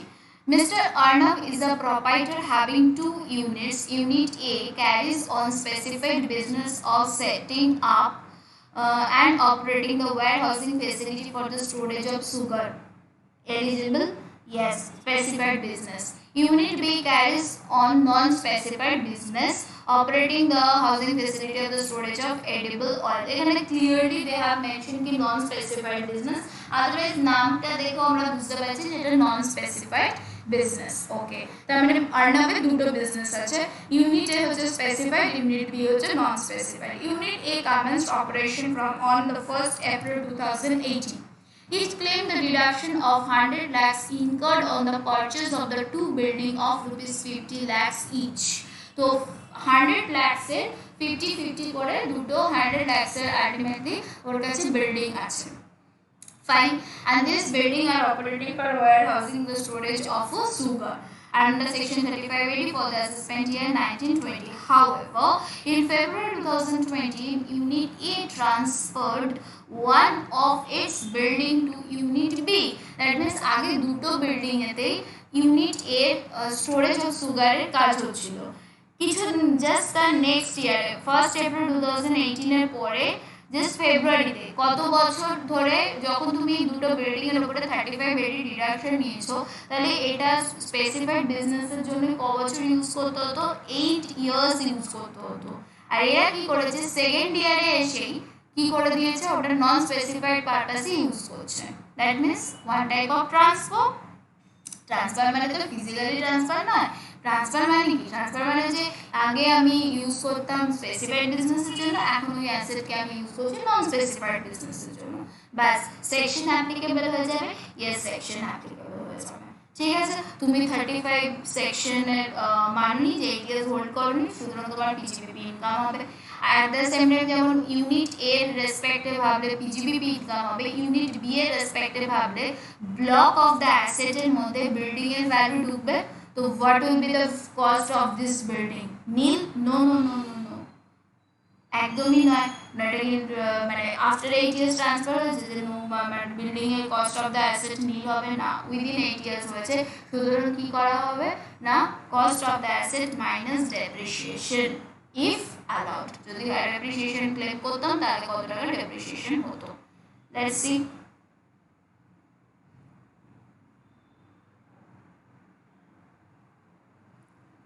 Question number, answer to question 20. Since the capital asset in respect of which the deduction of 50 lakhs was claimed, মানে যে বিল্ডিংটা transfer করা হচ্ছে সেটার রেসপেক্টে বলছি, 3580 has been transferred by Unit A carrying on the specified business to Unit B carrying on non-specified business in PY 1920, and the deeming provision of the section 3580 subsection 7B is attracted. Section 7B is attracted. Then deduction কত আছে? কবে কিনেছিল? 1st April 2018, আর transfer কবে করেছে? কোন PY তে? 1920 তে করেছে। তাহলে ক বছরের ডেপ্রিসিয়েশন বড়জোর চার্জ করতে পারতো যদি এটা 3580 অ্যাসেট না হতো? 1 বছরের ডেপ্রিসিয়েশন, সেই জন্য আমি এখানে 1 বছরের ডেপ্রিসিয়েশন মাইনাস করেছি। বিল্ডিং এর উপরে ডেপ্রিসিয়েশন রেট 10%। বিল্ডিং কবে কিনেছে? 1st April, 180 days above, yes. সুতরাং 10% মানে পুরো ফুল রেট অফ ডেপ্রিসিয়েশন হবে, ইয়েস। বিল্ডিং এর উপরে অ্যাডিশনাল ডেপ্রিসিয়েশন না বাবা না, অ্যাডিশনাল ডেপ্রিসিয়েশনের প্রশ্নই আসছে না। তো 10% of this 50 lakhs, 5 lakhs, and then this is my PGBP income. এটা যদি থার্ড ইয়ারে গিয়ে ট্রান্সফার করতো তাহলে কি হতো? তাহলে 2 বছরের ডেপ্রিসিয়েশন ক্লেম করতাম, ইয়েস ইয়েস। নেক্সট, এটা যেমন ইউনিট এ রেসপেক্টে গেল, ইউনিট বি তেও তো এই অ্যাসেটটা ঢুকলো। What will be the cost of this asset? So cost of the asset will be the same figure. Do you দেখতে পাচ্ছিস তোরা? Yes, because the same formula. Actual cost কত ছিল? less depreciation. এখানে আমি ইউজ করলাম কি? what the actual cost, আর এখানে কি ইউজ করলাম? what the deduction allowed. ঠিক আছে, ultimately depreciation allowable, and depreciation শুধু নয়, depreciation allowable, because this depreciation has not been actually allowed. Actually তো allow হয়নি, actually তো ডিডাকশন নিয়ে বসে আছে ফার্স্ট ইয়ারে। এটা তো জাস্ট আমরা বার করার জন্য করছি যে যদি ডেপ্রিসিয়েশন হতো তাহলে তার আজকে কত ভ্যালু থাকতো on the year of transfer, সেটা চেক করার জন্য আমরা ডেপ্রিসিয়েশন মাইনাস করছি। সুতরাং এখানে ডেপ্রিসিয়েশন অ্যালাউবেল, কস্ট বার করার সময় অ্যাকচুয়াল কস্ট, আর পিজিবিপি ইনকাম বার করার সময় ডিডাকশন অ্যালাউড। ঠিক আছে, ছোট ছোট জিনিস but important from your exam point of view and for your clear understanding. Next আমরা জাস্ট ছোট্ট 3টে সেকশন করব। করে আজকে আমাদের লেকচার ওভার করবো, যদিও এটা আমাদের ভিডিওর মধ্যে ইনক্লুড ছিল না, যে ভিডিওটা দেখে আমরা আজকে ক্লাস স্টার্ট করেছিলাম, বাট পড়াতে খুব ভালো লাগছে। একটুখানি পড়ি আমরা একটু একসাথে। ওয়াটার ব্রেক লাগবে কারণ? আমার লাগবে, গলা শুকিয়ে গেছে। আরেকটা জিনিস আমি আমার সব ব্যাচে কম বেশি বলি, তোদেরকেও বলি, যখন পড়বি পড়তে পড়তে মোটামুটি 1-1.5 ঘন্টা গ্যাপে গ্যাপে একটু একটু করে জল খাবি। জল খুব important because of your health. And এটা কি করে, আমরা যখন পড়ি আমাদের ব্রেন চার্জ আপ হয়ে ওঠে, তো ওর একটু কুলিং হয়, তো জলটা নিয়েই বসবি সবসময় বটল পাশে। এনিওয়ে চলো, সেকশন 35 CCA, তো এটা বলার কিছু নেই খুব একটা। কন্ট্রিবিউশন যদি আমি রুরাল ডেভেলপমেন্ট বা আরবান প্রপার্টি, যারা মানে খুবই যারা বিলো প্রপার্টি বলি না আমরা, তো ওদের জন্য যদি আমরা কিছু কন্ট্রিবিউট করি, গ্রামের জন্য যদি কিছু কন্ট্রিবিউট করি রুরাল ডেভেলপমেন্টের জন্য, দেন আমি যা কন্ট্রিবিউট করবো সেম অ্যামাউন্ট আমি কি পেয়ে যাবো, ডিডাকশন। ঠিক আছে, next point number, next section 35CCC, that is a weighted deduction. weighted নাম শুনেই বুঝতে পেরেছিস যে এখানে কিন্তু যা তোমার এক্সপেন্স বা যা তোমার কন্ট্রিবিউশন হবে, সরি, বা এক্সপেন্স হবে, যা তোমার এক্সপেন্স হবে তার থেকে তুমি বেশি ডিডাকশন পাবে, অ্যান্ড ইট ইজ 150%। বাট কি এক্সপেন্ডিচার না, agricultural extension project. Agricultural extension project, agricultural extension project বলতে এগ্রিকালচারের সাথে যে তোর বিভিন্ন রকম যে সিডস নিয়ে যে আমরা কাজগুলো করি, তারপরে ফার্টিলাইজার, আরও ভালো টেকনোলজি যাতে নিয়ে আসা যায়, তো এগ্রিকালচারাল এক্সটেনশন প্রজেক্ট সেই রিলেটেড যদি কেউ কাজ করে থাকে কোনো এসএসসি, এটা কিন্তু যে কোনো এসএসসির জন্য অ্যাপ্লিকেবল 35CCC, এবং সেক্ষেত্রে যা তুমি এক্সপেন্ডিচার ইনকার করবে তার 150% তোমাকে ডিডাকশন অ্যালাউ করা হবে। ঠিক আছে, বাট এখানে কিছু কথা বলা হয়েছে, সেটা হচ্ছে ফার্স্ট, দিস এক্সপেন্ডিচার বলতে এখানে 25 লাখসের উপরের এক্সপেন্ডিচারকে কনসিডার করা হচ্ছে, এবং এখানে যদি expenditure in the nature of land or building হয়ে থাকে, then you will not get any deduction under section 35CCC. ল্যান্ডের রেসপেক্টে তো তুমি কিছু পাবেই না, বিল্ডিং এর রেসপেক্টে নর্মাল ডেপ্রিসিয়েশন ক্লেম করো, বাট তুমি 150% ডিডাকশন পাবে না। তাহলে আগে 35 সেকশনে একটা রেস্ট্রিকশন দেখলাম অন ল্যান্ড, 35AD সেকশনে দেখলাম land, building, sorry land, goodwill and financial ইনস্ট্রুমেন্টের উপরে। 35CCC রেস্ট্রিকশন দিচ্ছে ল্যান্ড আর বিল্ডিং এর উপরে, যে তুমি ল্যান্ড অ্যান্ড বিল্ডিং এর উপরে ডিডাকশন পাবে না, আর এক্সপেন্ডিচারকে কি হতে হবে, 25 লাখস এর অ্যাবভ হতে হবে। এগ্রিকালচারাল এক্সটেনশন প্রজেক্ট রিলেটেড কোনো এক্সপেন্ডিচার করলেই 150% এর ডিডাকশন পাওয়া যাবে, provided that you have to maintain a separate books of accounts and you get your books of accounts audited. ठीक है, ऑडिट कराते হবে before the due date of the return filing you have to furnish your return। আমরা already বলে দিয়েছি return filing এর due date কি, সেই রিটার্ন ফাইলিং এর ডিউ ডেটের মধ্যে তোমাকে রিটার্ন ফাইল করে ফেলতে হবে। এখানে আরেকটা, হ্যাঁ, PY 2021 থেকে এই ওয়েটেড ডিডাকশনের জায়গায় 100% দিয়ে দিয়েছে, বাট ইফ অ্যাসেসমেন্ট ইয়ার যেখানে হচ্ছে যে 2020-21 সেখানে তো এখনো 150% ডিডাকশনই অ্যাপ্লিকেবল। যখন অ্যাসেসমেন্ট ইয়ার 21-22 হয়ে যাবে তখন হয়ে যাবে রেস্ট্রিক্টেড টু 100%। আরেকটা হচ্ছে কস্ট অফ দ্য অ্যাসেট থেকে, সাপোজ আমার যে এক্সটেনশন প্রজেক্টে যে আমি এক্সপেন্স ইনকার করেছি সেখান থেকে কিছু হয়তো আমি সাবসিডি পেয়েছি বা কোথা থেকে আমি রিইম্বার্সমেন্ট পেয়ে গেছি বা কেউ কিছু আমাকে হেল্প করেছে পে করে, তখন সেটা কস্ট অফ দ্য এক্সপেন্স থেকে মাইনাস করে দিয়ে ব্যালেন্স এক্সপেন্সের উপরে 150% ডিডাকশন আমাকে ক্লেম করতে হবে। And this expenses claim this deduction actually যে কোনো এসএসসি ক্লেম করতে পারে, but next section 35CCD cafe coffee day Roy কিন্তু, হ্যাঁ, CCD এখানকার, ঠিক আছে, স্কিল ডেভেলপমেন্ট প্রজেক্টের সাথে রিলেটেড। ফার্স্ট এটা কি গেল, এগ্রিকালচারাল এক্সটেনশন প্রজেক্ট আর সিসিডি ক্যাফে কফি ডে সব স্কিলড পিপলরা যায় গিয়ে সমস্ত তারা টাইম পাস করে, তারা অনেক জায়গায় অনেক মিটিংও ইনফ্যাক্ট সিসিডিতে হয়ে থাকে। তো যাই হোক, তো স্কিল রিলেটেড যারা হয় তো সেই জন্য skill development project is for CCD, ঠিক আছে। আর agricultural project extension is CCC. Weighted deduction, again এখানেও আমরা যেটা পাই সেটা হচ্ছে weighted deduction in respect of the expenditure incurred by companies. এইটার জন্যই আমি বারবার এতবার করে বলেছি, আগের সেকশনে সমস্ত এসএসসি কভার্ড, এই সেকশনে শুধুমাত্র কোম্পানি কভার্ড, ওকে। এবং এখানেও 150% ডিডাকশন, এখানেও ল্যান্ড অ্যান্ড বিল্ডিং এর উপরে ডিডাকশন পাওয়া যায় না, এখানেও বুকস অফ অ্যাকাউন্টস মেনটেন করতে হয়, এখানেও অডিট করতে হয়, এখানেও রিটার্ন ফাইলিং ডিউ ডেটের আগে সাবমিট করতে হয়। সবই copy paste, but the purpose of the section and assessee of the sections are different. Purpose arekbar and the last final time, purpose of the section 35 CCD is for notified skill development project and conducted by any company, or 35 CCC conducted by the any assessee jodi expense skill related hoy agricultural product project related, okay। এখানে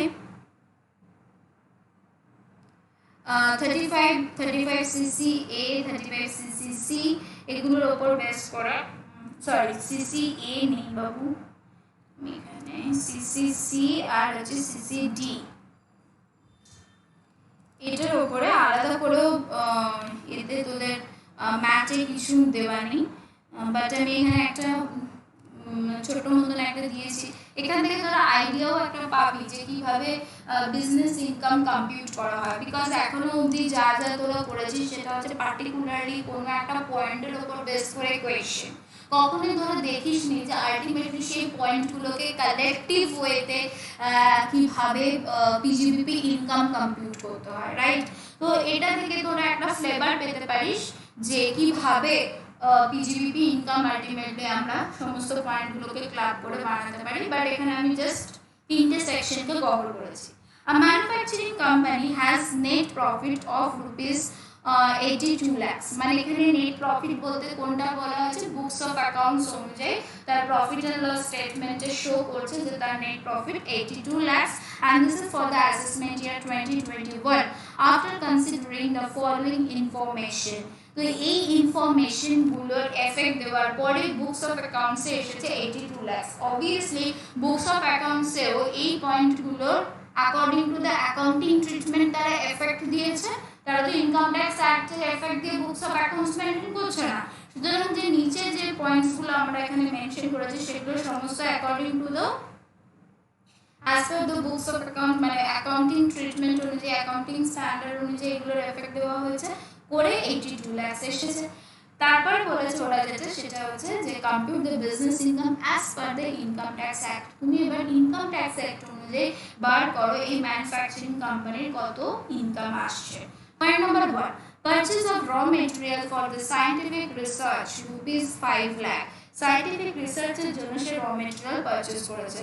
তাহলে তোরা আমাকে নিজেরা অ্যাকাউন্টসের concept থেকে আমাকে বল যে এক তো ফার্স্ট অফ অল ওরা বলেছে আফটার কনসিডারিং দিস ফিগার, তো দ্যাট মিনস এই যে তিনটে পয়েন্টই ওরা প্রফিট অ্যান্ড লস অ্যাকাউন্টে শো করিয়েছে।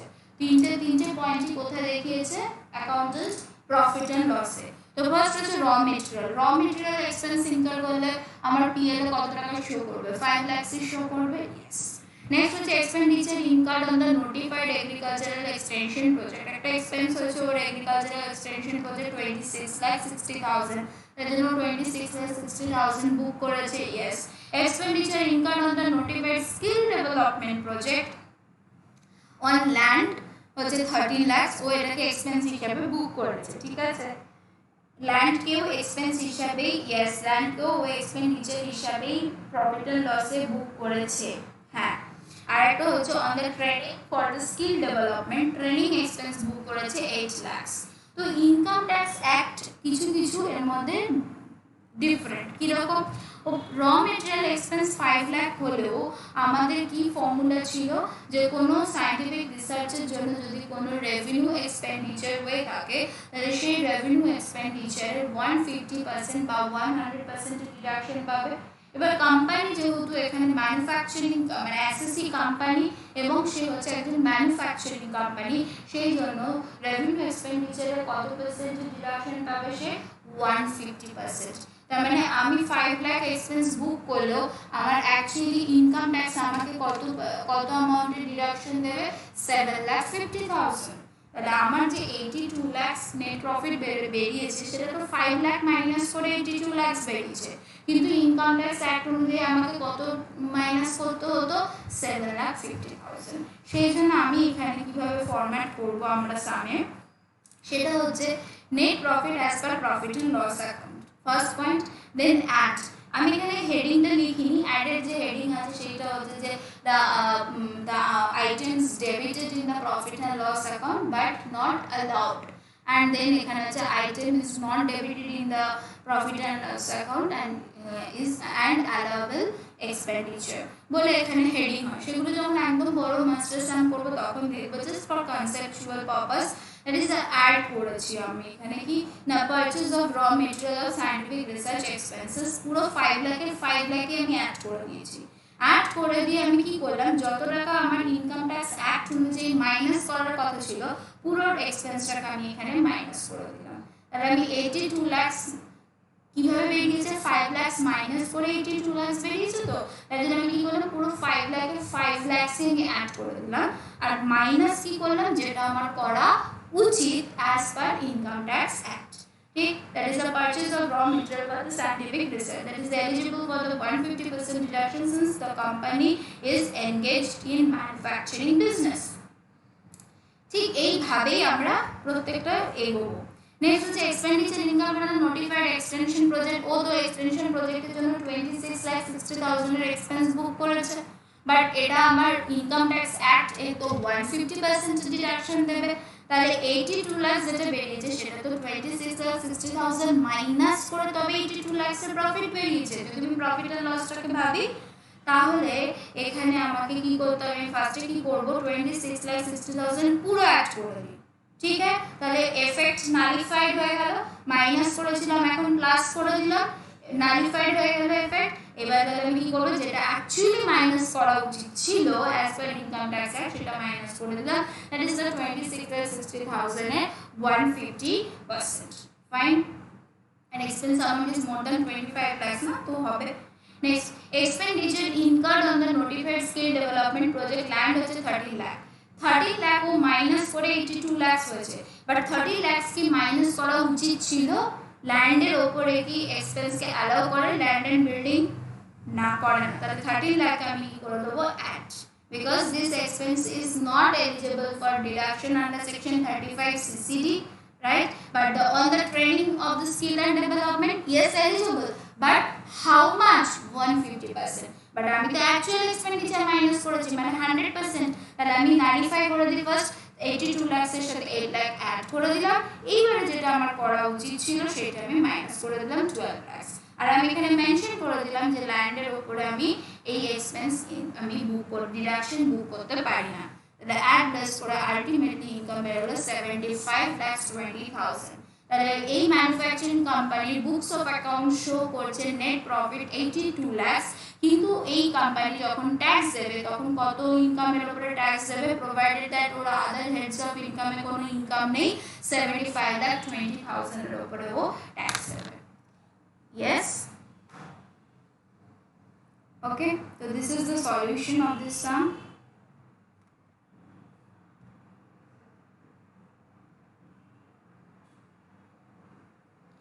উপরে হেডিং যাবে computation of income of a manufacturing company for AY 2020-21 যেরকম কোয়েশ্চেন সেই অনুযায়ী তার heading. Okay, and then it's the solution, and just for recalling purpose আমি একটা এক্সক্লুশন লিস্ট বলে বানিয়ে দিয়েছি, বিকজ আজকে যে কটা সেকশন পড়েছি সেই সব কটা সেকশনের মধ্যে কতগুলো ক্যাপিটাল অ্যাসেটকে এক্সক্লুড করা হয়েছে সেই হিসাবে আমি এখানে এক্সক্লুশন লিস্ট বানিয়েছি। 35 টু এবিতে আমি ল্যান্ড অ্যান্ড বিল্ডিং দুটোই লিখেছি, বাট রিমাইন্ড ইউর সেলফ কি বিল্ডিংয়ের ওপরে কিন্তু 150% ডিডাকশন না পেলেও 100% ডিডাকশন পাবে, ঠিক আছে। জাস্ট 35 টু এবিতে কভার্ড নয়, সেই জন্য আমি এখানে বিল্ডিংটাকে মেনশন করেছি। অ্যান্ড 35 এডিতে 3টে, অ্যান্ড 35 সিসিসি অ্যান্ড সিসিডি তো কপি পেস্ট, খালি এটা purpose and nature of the assessee is different and the section number as well is different, ठीक है। D for skilled person, CCD ते काटा जाए skilled people रा जाए ये तरह meeting करे, so that's why CCD। this government is clever यार, और जाने कोথায় কে কি করে। okay, be happy, homework প্রায় নেই বললেই চলে, জাস্ট একটা দুটো সাম মোস্ট প্রবাবলি না, একটা হচ্ছে এইটা 19 এটা, আর কিছু দিয়েছি, ও মাই গড শুধু 19। Okay, enjoy, bye bye, take care.